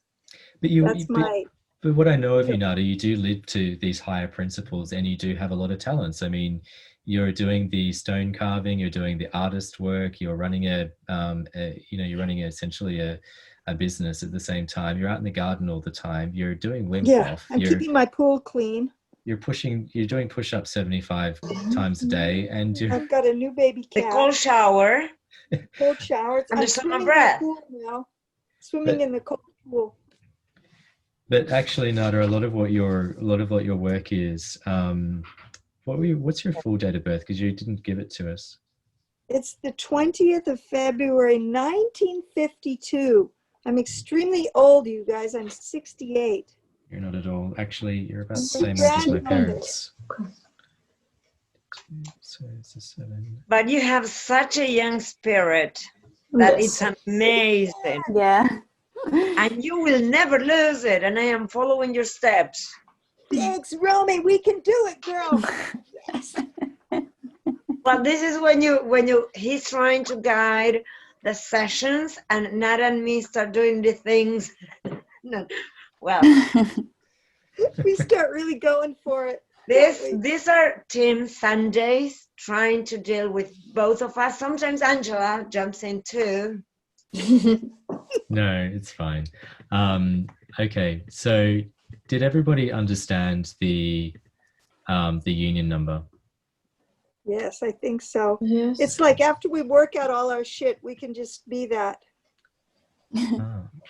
Exactly. Yeah. That's what we're here for. That's our mission. Yeah. Yeah, but actually, Nada, yours was a 9, wasn't it? Yeah, that's what my union number came out. And it's also the thing that with 2, that's the thing that I'm breathing into, you know? The 9 is the one that I'm Yeah, but with Nada, the 2 and the 9. That's my companion number for 2, and I'm real heavy on the 2. I know, but Nada, Everything is 2. there's a part of me that just wants to say to you, you're already embodying this, so stop trying. Well, I do my best, Tim. I know, but if you look at it from a because the 9 is multi-talented, it is, has all these aspects. Yours is to live in the present. If I'm really honest, yours is actually to live in the present moment of this and to really enjoy it. I know. Rock it, baby. Yeah. I mean, the work that I sense for you is about the relationships. So the relationships with the different people in your life. But in terms of the soul number, I personally feel that you're embodying your soul's work, but the other work is about the relationships. Right. Exactly. Because when you get to my age, you should be at the stage where you're in the wisdom aspect, where you are embodying your soul's work. But there's still a lot of relationship things, like with my kids, with my 3 kids, that I'm trying to clear up to help them, so they can do their soul's work quicker and not wait till they're 68 to do it. So there is a number that Jennifer hasn't put up there, which I'm going to share with you as a little extra bonus, is about the inner child emotional numbers. Wow. So this is a fairly new equation from Jennifer, and it's still being road tested, but everything else that we've learned so far works, is that if you add the parent and the child emotional numbers. Yeah, I already did that. Okay. Parent. Both parent? No, one parent, because one relationship to child. Ah, okay. It's Mine the is feminine 5. and the masculine, or what? Yeah, but your relationship to the child will be different to your partner's relationship to the child. So your challenge with the child will be different to your partner's challenge with the child. With my child, it's going to be betrayal and freedom. I don't understand. So Angelo, if it was you with one child, so it would be your month and your child's month. Okay, my child. Okay, then it's one, and I have 2 children. Okay, but you're going to have 2 relationships, so you're going to have 2 numbers. But also your relationship number is going to be different, and your challenge with them is going to be different to the one that your husband has. So when you add his number to your child, it's going to show up a different. He has the same emotional number as me. It's the same then. Okay, so it's going to be the same. Okay. Yeah. So if we're looking at the soul wound, you're going to look at the emotional number. Always back to the emotional numbers, Lisa. Is that the one? No, that's an earlier question. No, all my children are 1 and I am 9. It's 11. So it's a 1. So you're going to feel separated. It's a 2. Big. And my daughter and I are 5 and she is also hungry, Lisa. We are 5, but I understand it this way. Yeah. So betrayal, because I need to accept it's for me, and freedom, I must give her. But this is going to be about the emotional energetic pattern. So this is going to be the emotional archetype. So in the child relationship is the feeling of, so the feeling of being betrayed. But this is about the child's, it's predominantly for the child, but it can also indicate issues for the parent in that relationship. So coming back to Lisa, your children may feel a sense of separation, emotional separation. But if you understand that, then you can understand what's going on. And so for Romy, if yours is, the 5, was it the 5, Romy? Yes, the 5. Okay, so the 5 would be that your child may feel a little bit betrayed emotionally by you. But if you understand that, you can have acceptance and acknowledgement for it without having to do anything. But it's about you having an understanding of the child's experience, not for you to work on it. Perfect, yes. Does that make sense? So it's an insight. It's an insight perspective rather than I need to go and work on this. Yeah. I just have a quick question. Yeah. About my union number, which is 8. So it's the sharing the deep wisdom. Yes. Would that be related to deep wisdom about feeling how to feel good enough? Because that's obviously what I've spent a lot of my time doing. Or could it just be sharing deep wisdom in anything that comes to my heart? You know what I was going to say is going to be sharing deep wisdom. But the starting point for any of us on that journey, Lexi, is often our own experience. So the deepest wisdom you'll have is your lived experience. Okay, yeah, that's cool. Thank you. And that then becomes the starting point for the unfolding. And it sounds really like when I'm speaking like one of those marketing gurus on Facebook who see all the time, oh, tell your story. It all starts with you, the authentic, blah, blah. But really, it's the energetic resonance that will come through you telling your story that will attract people to you. Because it's and it's hard to explain that, but it's a vibration. I get it. Yeah. I get it. Yes. So I forget that I'm talking to enlightened beings. Because sometimes you have people who are not at all spiritual asking about the numbers. So, you find yourself explaining things that you don't need to explain. So I just wanted to say to you that I feel you, sister. Yeah, that's good. Good. So we've covered a lot today, and there's a lot of knowledge in this, and I expect you may have questions. Okay, later on. I'm okay for you to approach me to ask me questions. But the real work in this, the real gift in all of this is that you have a tool, and I'm going to take you right back to the very beginning, which is the gaining the understanding, acknowledging and validating the feelings, and accepting every single one of them to help you create permanent transformation, not only in yourself, but also in the relationships with others. So particularly those who are in close relationship with you, being your emotional life partners, and your children. So working on those relationships from an emotional perspective, because when you can get to that point, you then start to live that horizontal story. It's these other stories we tell ourselves about it's his fault, her fault, that person's fault. They did this to me, they did that to me, and not responding to your own part in that keeps you stuck. And that's the bitter pill to swallow. We all brought those experiences to us, even the shitty ones, even the painful ones, and we have to see them as gifts. We have to be able to see them for what they were. And that is that I was an active participant in that person in relationship to me. Yeah, that's good. Because that then takes you out of victim and into being an empowered being.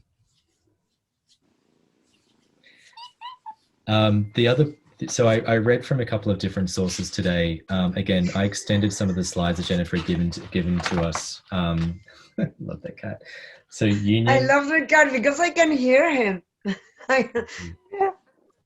If you want to dive into the planets a lot more and the solar system, okay. and soul, so get it, solar system. Tim, please stop, man. Stop. Look at my arms. I'm all tattooed with your phrases. Your phrases are all written in my... Look, girls, I have my gifts tattoo here. One started of the universe because of... He says we are stardust. You are. So I have no more place. But this is a good read, but it's a deep read. It's a book to be read slowly. There's a lot of information in here, but it will take you back into the numbers and into the solar system, so through the planets.